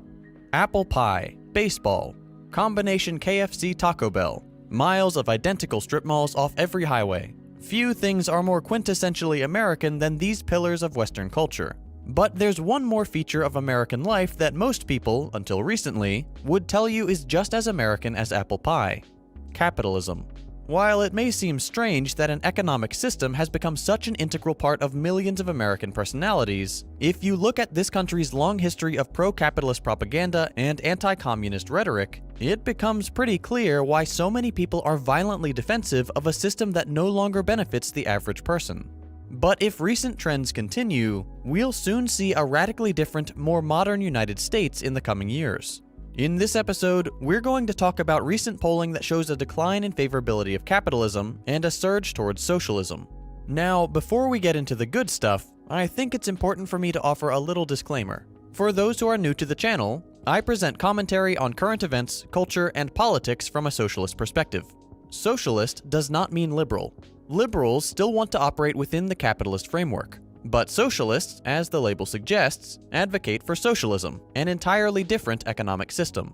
I present my content at a 101 level, so if you're confused about a certain topic and the socialist perspective on it, I recommend checking out some of my other videos. I also have a website with a bunch of book, podcast, and YouTube channel recommendations where you can learn more. It's also important to note that I try not to be antagonistic towards normal people who just have a different opinion, or who don't have the time or inclination to educate themselves about the failures of capitalism. I'll be snarky from time to time, but if you ever feel attacked, please be aware that that is not my intention. I think people communicate best when everyone is actively trying to understand where others are coming from. If you are inclined to support capitalism, try to have an open mind and ask questions in the comments. There are plenty of helpful people who will gladly engage in good faith discussion. With that out of the way, let's talk about why so many people are beginning to sour on capitalism in favor of socialism. Over the last few years, most notably since about 2016, there has been a significant resurgence of interest in socialism among younger Americans. As scary as some news outlets have tried to make this trend seem, socialism isn't new in America. 100 years ago, the US had a large and thriving socialist party. Unions were strong and represented workers effectively, protecting them from corporate overreach and exploitation. And we even had a candidate from the Socialist Party win 1 million votes in the 1920 presidential race. What's more impressive, he did it from a prison cell. Eugene Debs had been locked up for speaking out against the First World War, an act that was considered sedition at the time. The aspects of socialism that appealed to Americans back then were the same that appeal to them today. Socialists have always championed policies well ahead of their time. In the early 1900s, those policies included workplace safety laws, the 40-hour workweek, child labor laws, the 8-hour workday, and universal suffrage. These things were all unthinkable at the time. Fast forward to today, and not much has changed. Progressive, worker-oriented policies are still wildly popular, and it's only through massive corporate lobbying and extensive propaganda campaigns that the ruling class has been able to prevent such policies from becoming the norm. The US has been particularly successful in this regard. This country is now the only industrialized nation not to offer some form of universal healthcare. We have no federally mandated parental leave. Unions have been gutted. Benefits our parents and grandparents took for granted have been stripped away. Pensions are no longer offered. Full-time benefits are essentially non-existent. Paid sick days are incredibly rare. And most American workers don't even get major holidays off. In the face of this ever-worsening labor landscape, it's unsurprising that young people entering the job market are drawn to politicians like Bernie Sanders. Bernie campaigned as a democratic socialist, and that was most young Americans' first real experience with the ideology. That being said, If you take Bernie's platform and chart it among politicians from other nations, he'd fall squarely in the social democrat camp. Not actually socialist, but getting towards the furthest left reaches of capitalism. It can be kind of confusing for newbies to hear the terms social democrat and democratic socialist and understand the difference. Social democrats like Bernie or AOC advocate for heavy regulation on capitalism. They basically want to defang the exploitative capitalist system and establish more worker-friendly policies. And they understand the importance of fighting climate change to mitigate the fallout. Socialists don't think that's sufficient. They want to dismantle capitalism entirely, as they believe its economic structure is built upon exploitation of both American workers and of workers in the global south, and is therefore inherently unreformable. As of right now, I wouldn't say there are any actual socialists in federal office. That's not to diminish the role people like Bernie have played in getting young people interested in left politics. But it's important to understand that when outlets like Fox and CNN try to cast run-of-the-mill social democratic politicians as some far-left communist threat, what they're really doing is trying to put a hard limit on what economic ideas are acceptable in the US. Okay, I think that's enough background. Let's talk about the newest bit of evidence for the leftward shift among American young people. According to a new poll by Axios, only half of younger Americans now hold a positive view of capitalism. This is a pretty significant change. Just 2 years ago, the margin was a massive 20 points, with 58% of 18 to 34-year-olds reporting a positive opinion of capitalism, and 38% a negative opinion. Now, the numbers are much closer. Among the same age group, 49% view capitalism favorably, and 46% unfavorably. This shift has been driven in large part by Gen Z, those aged 18 to 24. This age group has just 42% positive opinion, and a striking 54% negative. Unsurprisingly, the 35 to 64 and 65 plus age groups have remained largely unchanged, with both groups reporting high favorability for capitalism. What is surprising is that young Republicans have actually trended away from capitalism as well. In 2019, 81% of Republicans and right-leaning people aged 18 to 34 had a positive view of capitalism. Today, that number has fallen to 66%. That's pretty shocking considering just how aggressively Republicans tend to defend capitalism. Interestingly, the shift towards socialism has been slower than the shift away from capitalism. If I had to guess, I would suspect that the decades of anti-communist propaganda that has been hammered into the American psyche since the Cold War is the main roadblock. And make no mistake, that propaganda continues to this day. Republicans and Democrats alike are united in opposing any leftward shift away from capitalism. It is their one truly bipartisan issue. Well, I thank you for your question, but I have to say we're capitalist, and that's just the way it is. So, what can we take away from this trend of viewing capitalism less and less favorably? So if you would like to improve your singing voice, why is it that singing scales actually becomes counterproductive? Well, I'm going to show you why that is in the free video that I'm offering here. I'm Per Bristow, and you may know that I'm the creator of the Sing with Freedom program and the Singing Zone that singers in 146 countries have used. And they use it for different reasons. All levels, all styles. Professional singers want to be in top shape for their tours and recordings, overcome problems perhaps. Hobby singers do it to be able to express with greater freedom, and it is absolutely for beginners too. Some people have used that training to be able to overcome severe voice problems, such as recovering from surgery or avoiding surgery in the first place. Hopefully you don't have a problem like that, but how about having a stronger, healthier, richer voice, being able to sing with greater power, with less effort, be able to sound better, be able to sing those high notes? How about that? Is that possible? Of course, we can develop range dramatically, improve your musicality and sing better on pitch and sound better overall and be able to come alive and feel better singing. Is that possible? Of course it is. Now, you may also know that I've done events around the world, and not just about developing voice and performance skills, but also how we can develop skills effectively in general, and also the peak performance training that I've become known for, to be able to perform at our best when it matters the most, to be able to come alive and be spontaneous and find solutions in challenging situations, which actually applies to being able to accomplish great things in life with less stress. But when it comes to developing a skill, and in this case, developing your instrument to be able to sing better, this is where singing skills becomes problematic. And a lot of people don't know this, of course. well, those who have done my training have obviously discovered this, but this is why I've created this free video for you to help you understand this. So just go below, click wherever the button is, watch the video, and I hope you're not only going to find it fascinating, but very useful. When I started doing your program, it was a couple months ago, and everything I've done since then, I think it's just been so much better. I'd only been doing the program for a couple of weeks and I'd already noticed a dramatic difference. Because of Pierre's course, I managed to do 5 straight gigs in one weekend at the Cabargo Folk Festival just recently. And I would never have been able to do that. Why didn't anybody tell me that? Like, I spent so much money on singing lessons before and nobody taught me that. Now, sometimes the most I've done is up to 9 gigs in a week. And before that, I'd do 1 gig for 3 hours and the next day I couldn't sing. In the first lesson, I learned so much about freeing the voice. I want to thank you very much for inspiring me to really want to better myself. I tell everybody to check you out. Pierre does like this combination between voice, psychological background, and sports like muscle separation. So this combination is really unbeatable.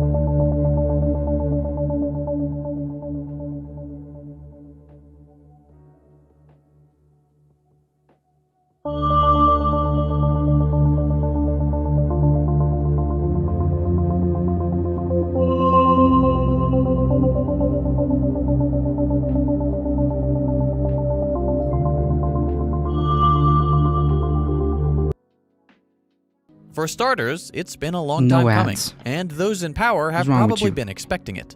Decades of brutalizing the working class and crushing any remnants of the American dream would inevitably lead to a nationwide loss of faith in capitalism eventually. Sir Yogi, with a tier 1 gifted sub, thank you so much, I appreciate that. Climate change has put a time limit on any attempts at implementing a better, more common-sense economic system that is capable of handling the coming crises. As the fallout from climate change worsens, we will begin to hear more eugenicist rhetoric about the Earth's carrying capacity, subscribe to ADD so you can afford an ad block.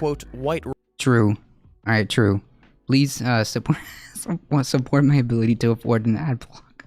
So Trump's tax cut, yes. Well, I don't think that explains its popularity. I think there's a lot more to that. Race. While many young people are beginning to understand that socialism is the solution, there is a very real counterinsurgency that advocates for a sort of eco-fascism, a supposed solution to climate change that really just further entrenches inequality and the will of global capital. Any good Marxist will be able to tell you that fascism is a natural outgrowth of capitalism in crisis. When things get bad, fascists circle the wagon around finance capital and begin to lash out. We have, give or take, 15 or 20 years before things potentially get really bad. As the older generations continue to die off, if they are replaced by young people who hold on to their strong egalitarian socialist values, we stand a reasonable chance of enacting positive change and dismantling the system that makes these crises inevitable. If, however, the climate crisis accelerates at a rate that outpaces the growth of socialist sentiment and class solidarity in the US and the rest of the imperial core, things could get pretty grim. There's a common expression in socialist circles. Our 2 possible futures are socialism or barbarism.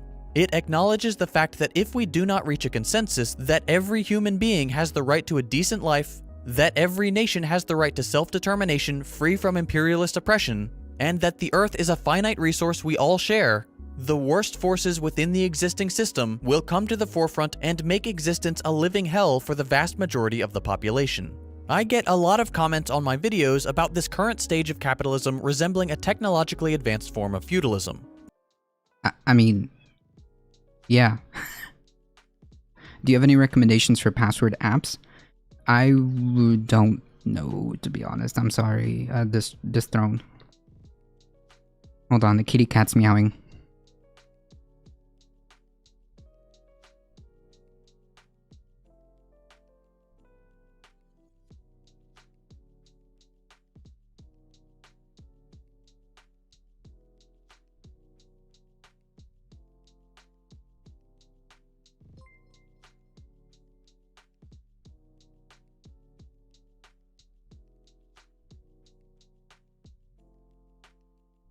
Thank you for the follow, this throne. I apologize. I don't know too much about like a password app. However, I would say that there are things like things that you can use. I don't know. If you're a Twitch creator or a avid user of the platform, please, again, please make sure that you change your password, enable two-factor authentication, so on and so forth. I'd say white supremacy is the primary driver during Trumpism, followed by misogyny, toxic masculinity, and xenophobia. Yes, but the underlying things that made this to occur, that made this happen, or that made this possible, is our inability to address the real problems that have been brewing in for decades at this point. A lot of these problems are bubbling up from income inequality and all this other stuff, apathy, and it just kind of bubbled up, no solutions in sight. And now we have somebody who came along and said, you know what, I have the solution. And they just happen to not like the people that I do. Hey, look at that. Basically, is how that happened. It makes me laugh and cry that one of our actual strategies against fascists is to wait for them to die. Well, here's the problem, Real Dan Cody. Which is why I keep circling back to that Steve Bannon thing.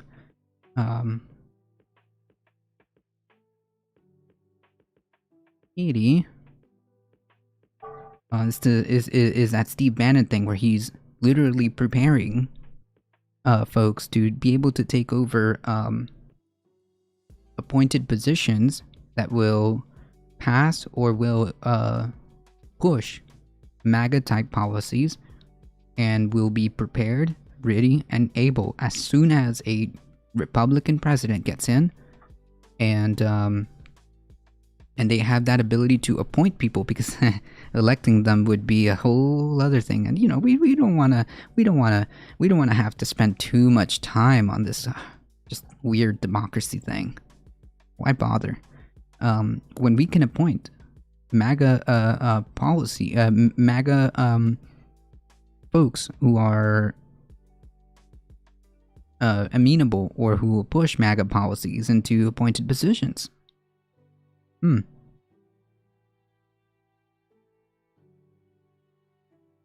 Yeah. That is more or less correct. As capital tightens its grip on the productive forces, as it claims the last scraps of land, snaps up the planet's remaining resources, and extracts the last bit of value it can squeeze from the working population, we will see the final phase of capitalism. Those who previously had little will have nothing at all. Those who considered themselves middle class will be financially ruined, and those who owned much will own everything. There cannot be infinite growth on a planet with finite resources. Yes, I mean, but that's kind of already what's happening, isn't it? Now, don't freak out too much. We're extrapolating quite a bit from this relatively tiny bit of information.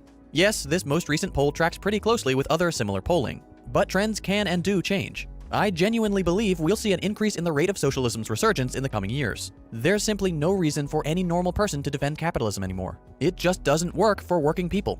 If the American faith in capitalism fades just enough, people will begin to realize that there's a wealth of information on alternative, successful, common-sense economics to implement. Socialism is tried and tested. The policies work. The only people who claim otherwise either have a vested interest in maintaining the predatory status quo, or are simply unaware of the extent to which capitalist nations meddle in foreign affairs, foment coups in socialist nations, and do their very best to crush budding left-wing governments before they ever have a chance to show the world how amazing they are. And even still, with all the military might of the imperialist powers, all the most sophisticated propaganda campaigns, with all the money in the world, the US cannot hide all of socialism's successes. Vietnam had the best COVID response in the world. Cuba sent their world-class doctors to the places that needed them most, without any expectation of financial gain. And they've developed their own vaccine that's among the most effective in the world, despite decades of inhumane and unjustified US sanctions. Socialist policies have lifted millions out of poverty, ended famines, raised life expectancies, provided vaccines for the needy, and improved literacy rates many times over. People are losing faith in capitalism because these things are becoming common knowledge. We know the policies work. The internet is a powerful tool for learning the actual history of the world, not the sanitized and whitewashed version we're taught in school. There are alternatives. And if capitalism is increasingly turning into a techno-dystopia, we should try those alternatives. Okay, it's one thing to point to trends and say, this could be good if it works out, or bad if it doesn't. But we want to ensure a good outcome, right? So, what can average people do to help facilitate the decline of faith in capitalism and the rise in popularity of socialism? Well, send it to me in messages in Whisper's 5th dimension. I really doubt the claim that this video is making that socialism is becoming super popular. I don't think so. Remember that this is kind of like on the cusp of agitprop, so there is like there is underlying truths to what's happening in this video, or there is underlying truths that are being spoken here. For example, you know, obviously there are massive failures of our system right now that are leading to a resurgence in more far right ideologies. It's leading to resurgences in things like you know, like eco-fascism, especially if climate change continues to progress. It is a possibility that this is what we'll see. So I mean, like, there are underlying scenarios that this is that this video is trying to present. However, we also have to keep in mind that this is like agitprop, so yeah, it's intended to steer people in a certain direction. to be honest, capitalism is doing a good job of destroying its own image at the moment. If young people can't afford to have kids, or own a home, or go on vacation, or save up to retire, the myth of the American dream evaporates pretty quickly. That being said, it's more difficult to make the jump from capitalism bad to socialism good. The best thing we can do is help others. Not help them understand socialism, but actually help them. Is there a mutual aid effort you can donate to or volunteer to help? Do it. Do you have experience fighting evictions or building tenants unions? Offer to help those who are struggling against their landlords. If you're a lawyer, offer pro bono assistance to those under the boot of the ruling class. If you go out to eat or take an Uber, always tip well. When people need help, historically, it's the socialists who are first to lend a hand. Socialism has a strong tradition of caring for your fellow human beings, and we need to make sure that continues. As for helping people understand socialism, the nice thing is that you can find PDF copies of most socialist literature online for free. Send links, start reading groups with your friends, print and distribute copies to anyone who's interested, put up flyers with links or QR codes. Or if you have physical copies of socialist books, leave them in little free libraries. And don't worry, books aren't the only way to help explain left theory. There are plenty of podcasts and YouTube channels too. I'll leave some recommendations in the description, but I've also got a bunch of links on my website for easy access. Americans are finally waking up to the fact that socialism isn't scary. If anything, it's the opposite. It's a way to liberate the entire population of the world, to lift the boot of the oppressor, the warmonger, and the invader. It's an ideology that is opposed to the genocidal greed, xenophobia, and hatred of capitalism, traits that will only continue to get worse as global economic and ecological crises intensify. If we want to secure a livable future for our children, if we want to see a world where everyone is truly free, we have the blueprint. We just need to take the initiative and make it happen. I mentioned at the beginning of this video that this kind of content is made possible by my patrons on Patreon. When I decided to make the shift from general interest stuff to more radical political content, I knew I ran the risk of sinking my channel. Alright.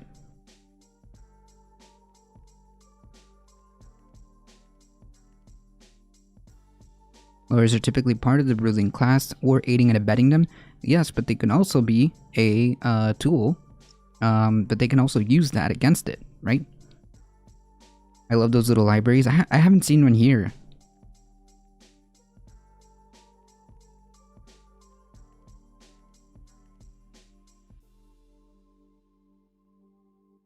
I haven't seen one that one here. A sponsor block is your friend. That's a thing? What? How do they even know?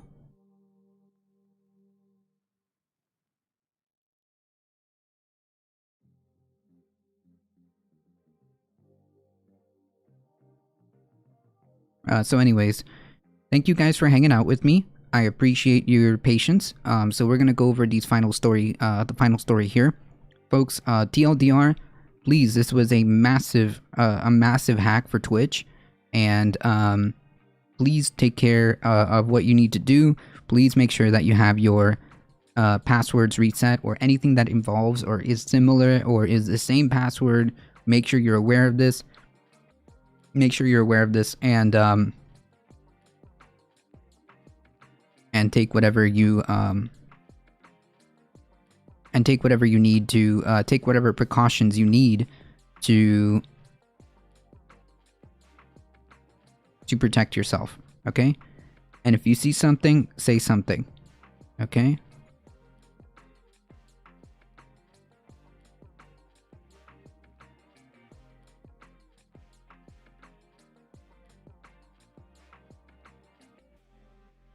I sent you the whisper? Okay, let me check it.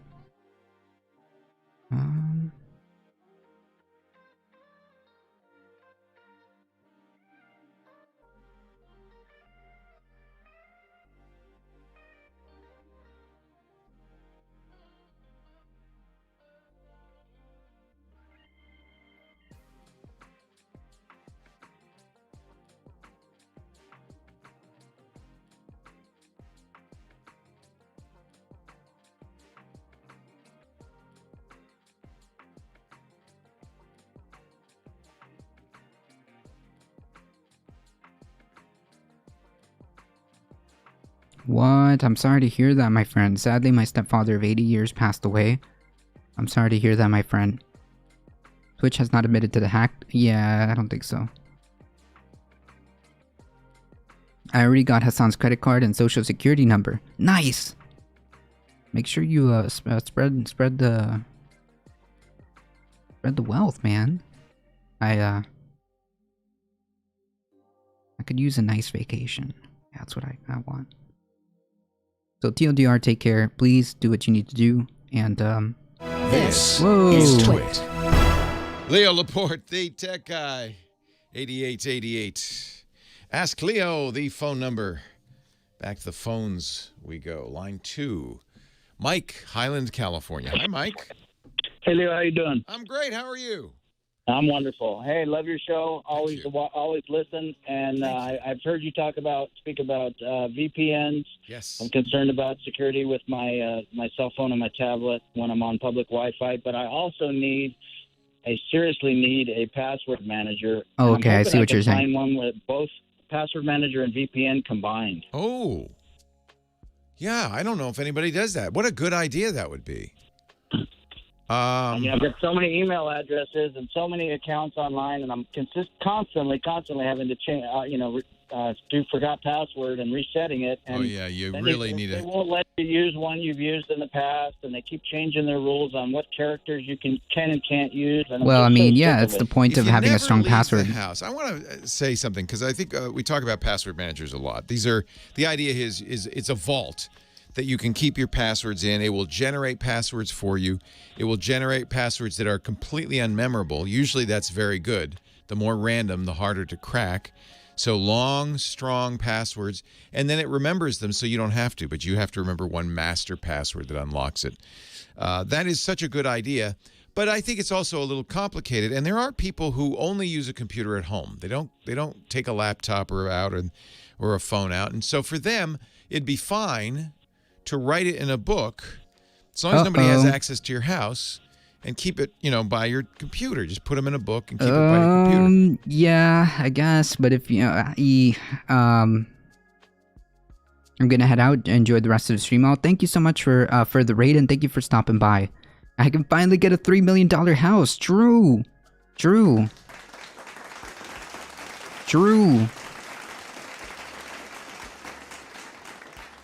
Yeah, I don't know, because, listen, and it could happen, okay, where somebody comes to your house. I don't know, it's just no. No, I've seen this guy for quite some time, and I think that he is usually pretty knowledgeable, and I tend to trust what he says, generally speaking. But in this one, I think he's wrong on this one. All right, folks. To be quite frank, I do need to get going. So we do in terms of like get going to the next story, because I do need to do this. This is important, folks. Melting permafrost in the Arctic could release radioactive waste and awaken sleeping viruses, in case anybody thought it was too expensive to take care of climate change. As climate change warms the Arctic, melting ice could release hazardous chemicals and radioactive material dating to the Cold War. Vanishing permafrost could also free viruses and bacteria that have slumbered beneath the ice for tens of thousands of years, a new study shows. By poring over historical records and past studies on contamination, the researchers have found that in addition from fallout from nuclear explosions and pollutants such as mercury, arsenic, and DDT, the so-called Methuselah microorganisms, microbes that have been locked in permafrost for millennia, may awaken if climate change melts the Arctic ice and the microbes defrost, which is pretty imminent. If you've seen any of the IPCC reports, they are very adamant about the state of the Arctic. That could release bacteria that are resistant to antibiotics or introduce viruses that humans have never encountered before. The term permafrost describes the ground that has been continuously frozen for 2 years or longer, and can include soil alone, or dirt mixed with ice and covered by snow, according to the National Snow and Ice Data Center. Permafrost covers about 9 million square miles, 23 million square kilometers of the northern hemisphere, and it ranges from thickness from less than 3 feet to more than 3,000 feet, according to the NSIDC. Most Arctic permafrost has persisted for 800,000 to 1 million years, but climate change is eating away at even some of the most ancient ice reserves. Warming in the Arctic is progressing at least twice as rapidly as elsewhere in the world in the past, and the past 15 years have warmed and melted the region to the point where the frozen landscape has been permanently transformed, according to the 2020 Arctic Report Card released by NOAA. One of the hazards of Arctic warming is the vast reserves of greenhouse gases. Melting permafrost releases millions of tons of carbon dioxide and methane each year, and that amount is likely to increase as Earth continues to warm. But until now, scientists did not know the extent of the hazards posed by pollutants stored in permafrost, everything from microbes to potential viruses to nuclear waste, chemicals and mercury, said lead study author Kimberly Miner, a science systems engineer with NASA's Jet Propulsion Lab at the California Institute of Technology. Almost no one had ever put all of these different things together. Yeah. So TLDR, just another reason why we need to pay attention to what's happening in the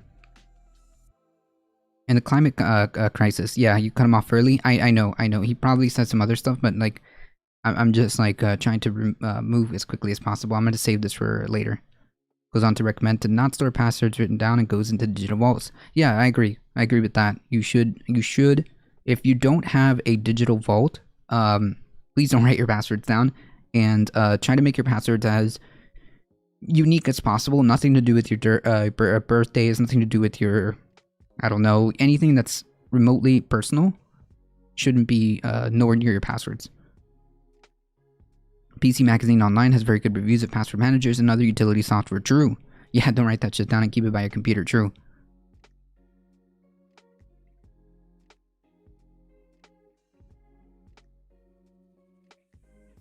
I wonder how stressful it would be to be a climate scientist. Nobody's listening. I know one. Trust me. It's very frustrating. I know one. It's very frustrating.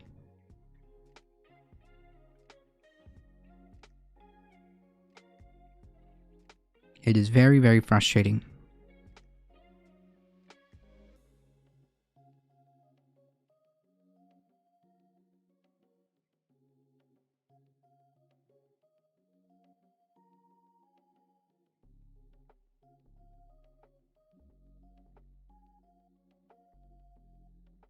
Imagine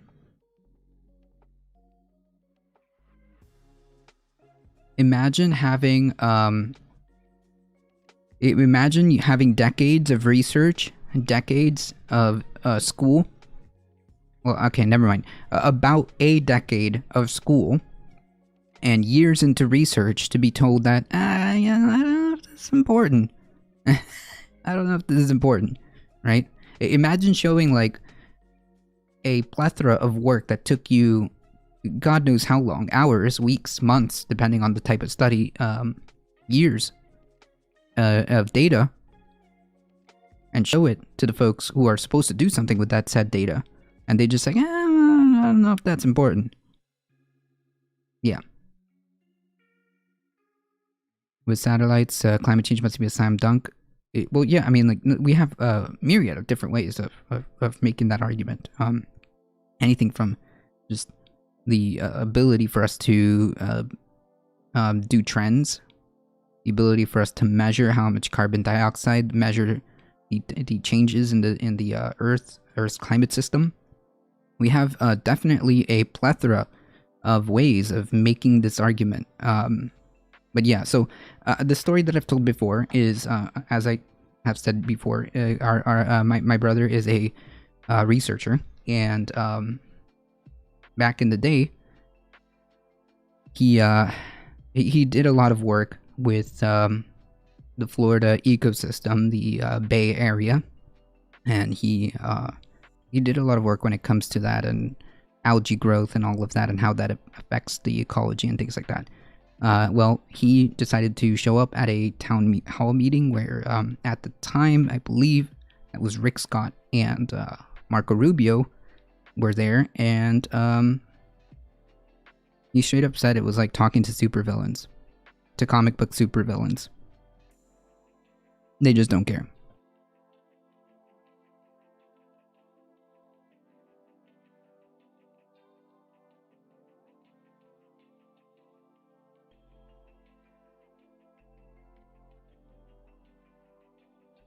Scientists reviewed hundreds of prior studies to catalog emergent microbial, viral, and chemical hazards within the new Arctic and recommend research priorities to quantify and address these risks. Since nuclear testing began in the 1950s, radioactive material has been dumped in the Arctic during the Cold War. From the end of World War II to 1991, the US and Soviet Union conducted nuclear testing and research in the Arctic that left high levels of radioactive waste in soil and permafrost. Cool. Nice stuff. All of this stuff that's coming back to bite us is here.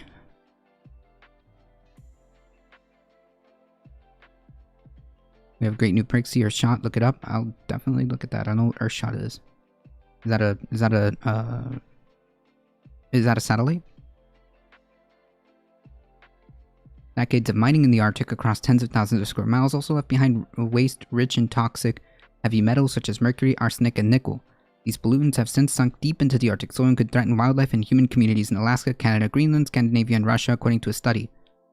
Yikes, an estimated 880,000 tons of mercury alone is stored in permafrost, and current warming trends could increase Arctic mercury emissions by 200% by 2300.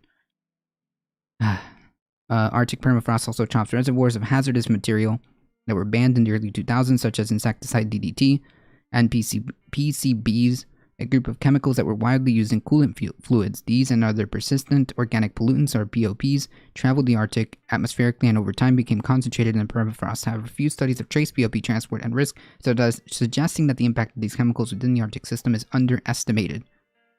Yikes. And here's the kicker before we move on into the next story. Microbial threats could lurk into the Arctic permafrost too, because Arctic microbes have evolved to survive sub-zero temperatures. With minimal access to nutrient or water, many are capable of coming back to life even thousands of years in a deep freeze, even after thousands of years in a deep freeze. In prior studies, other researchers have revived bacterial populations in permafrost dating to 30,000 to 120,000 and even a million years ago. Yeah, so all of this, poses a myriad of different problems. So it would be nice if we have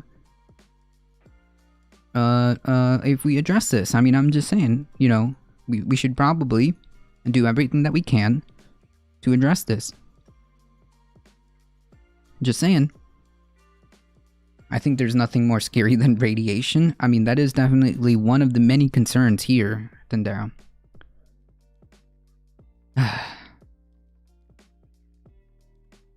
Operator in California oil spill didn't shut down for hours after a leak alert.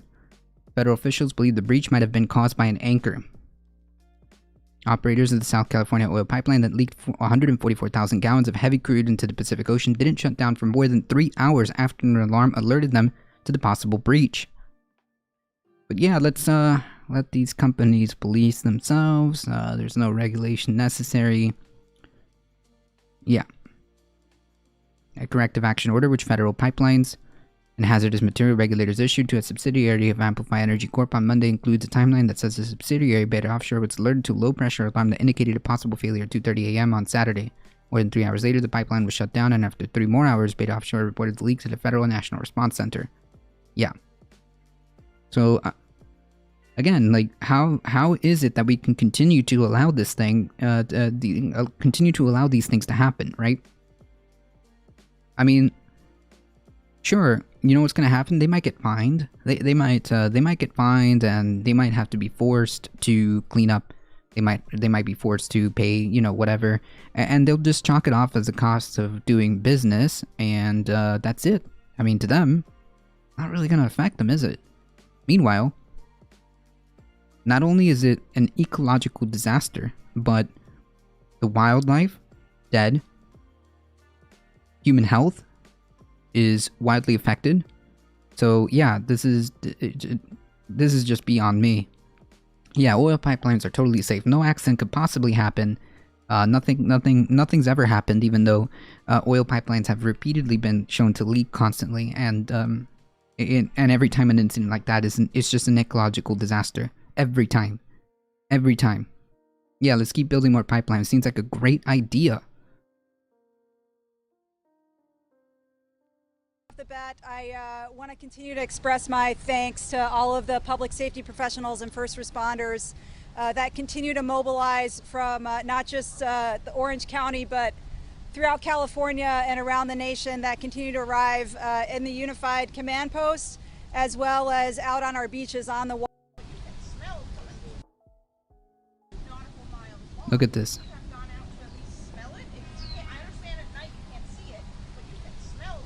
Yeah, you can absolutely smell it. Did you guys hear that? We followed our standard procedures to investigate that and gain additional information from the reporting source. So were your standard procedures not a part for this? So our standard reporting procedures are to contact the reporting source, gain additional information to be able to create follow-on actions. At this case, the reporting source did not provide us with additional information to characterize the nature of the sheen. You mean the company? You mean the company didn't provide that information?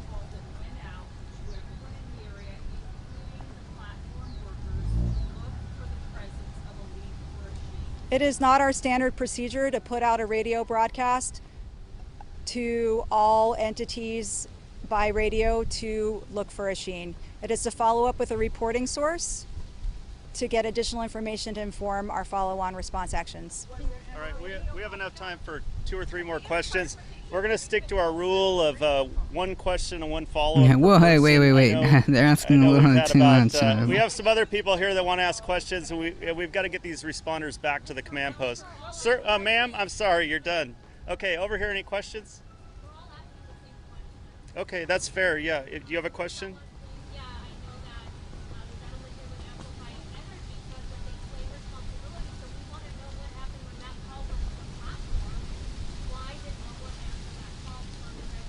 Interesting. Interesting.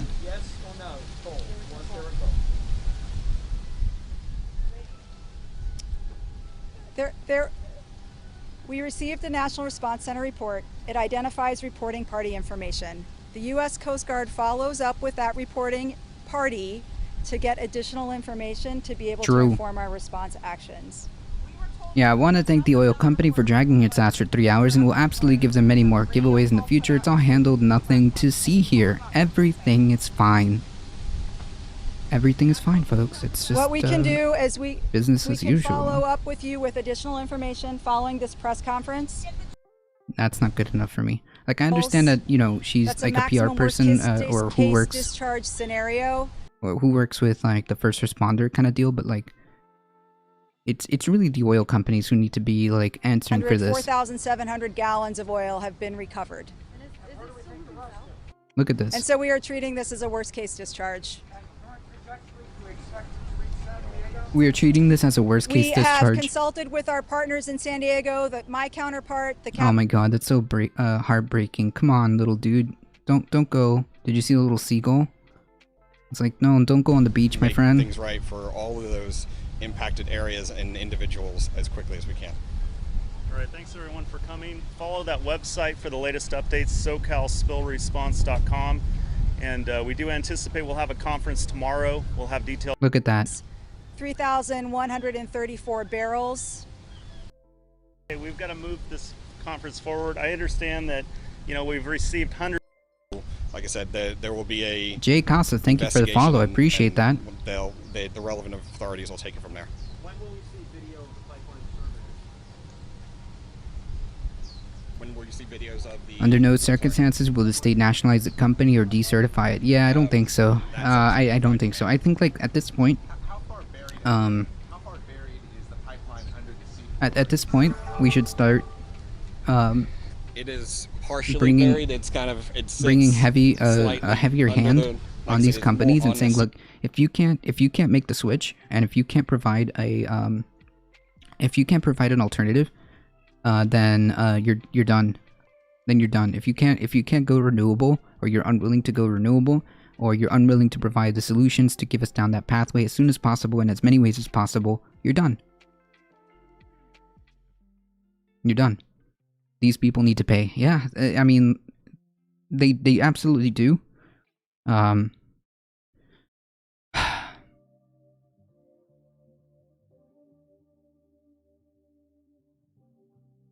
But they also need to be prevented from doing this again, and that means getting ourselves off of those fossil fuels. That's so depressing. I'm planning to spend winter in SoCal, let you know how the beaches are. Hey! Dan Sebrio with the 10 biddies. The dying epoch, this age of reason, and empire is growing. It's growing fat, ripe for the bleeding. I don't know what that means, but I assumed you mean that the decline of the empire? Feels like that have been going on for decades. Yep, that's right. Alio with the 5 biddies, thank you so much. We need a pass for citizenry to start decertifying process. True. I don't know how that would work, but, like, point is, this can't continue. This is unsustainable. This is horrible. And it needs to stop. It needs to stop, and they should pay. It's just, God, this is for them. It's a cost of business. They shouldn't be allowed to. This scenario shouldn't be allowed to continue to be a thing. Period. All right, folks. Unfortunately, I do have to get going. It is about 11:30.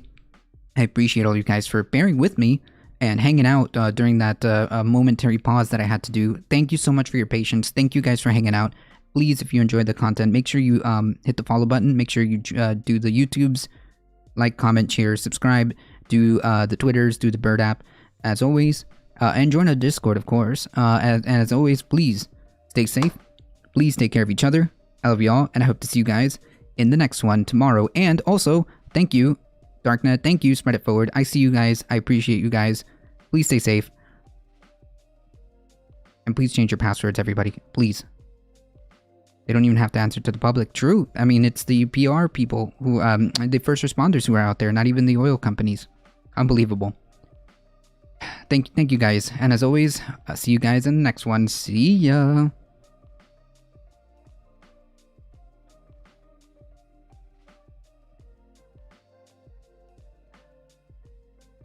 Today's a 9-dan day. Let's do it. Alright, folks, hang tight with us. We're heading out in 5, 4, 3, 2, 1. Here we go. Thank you.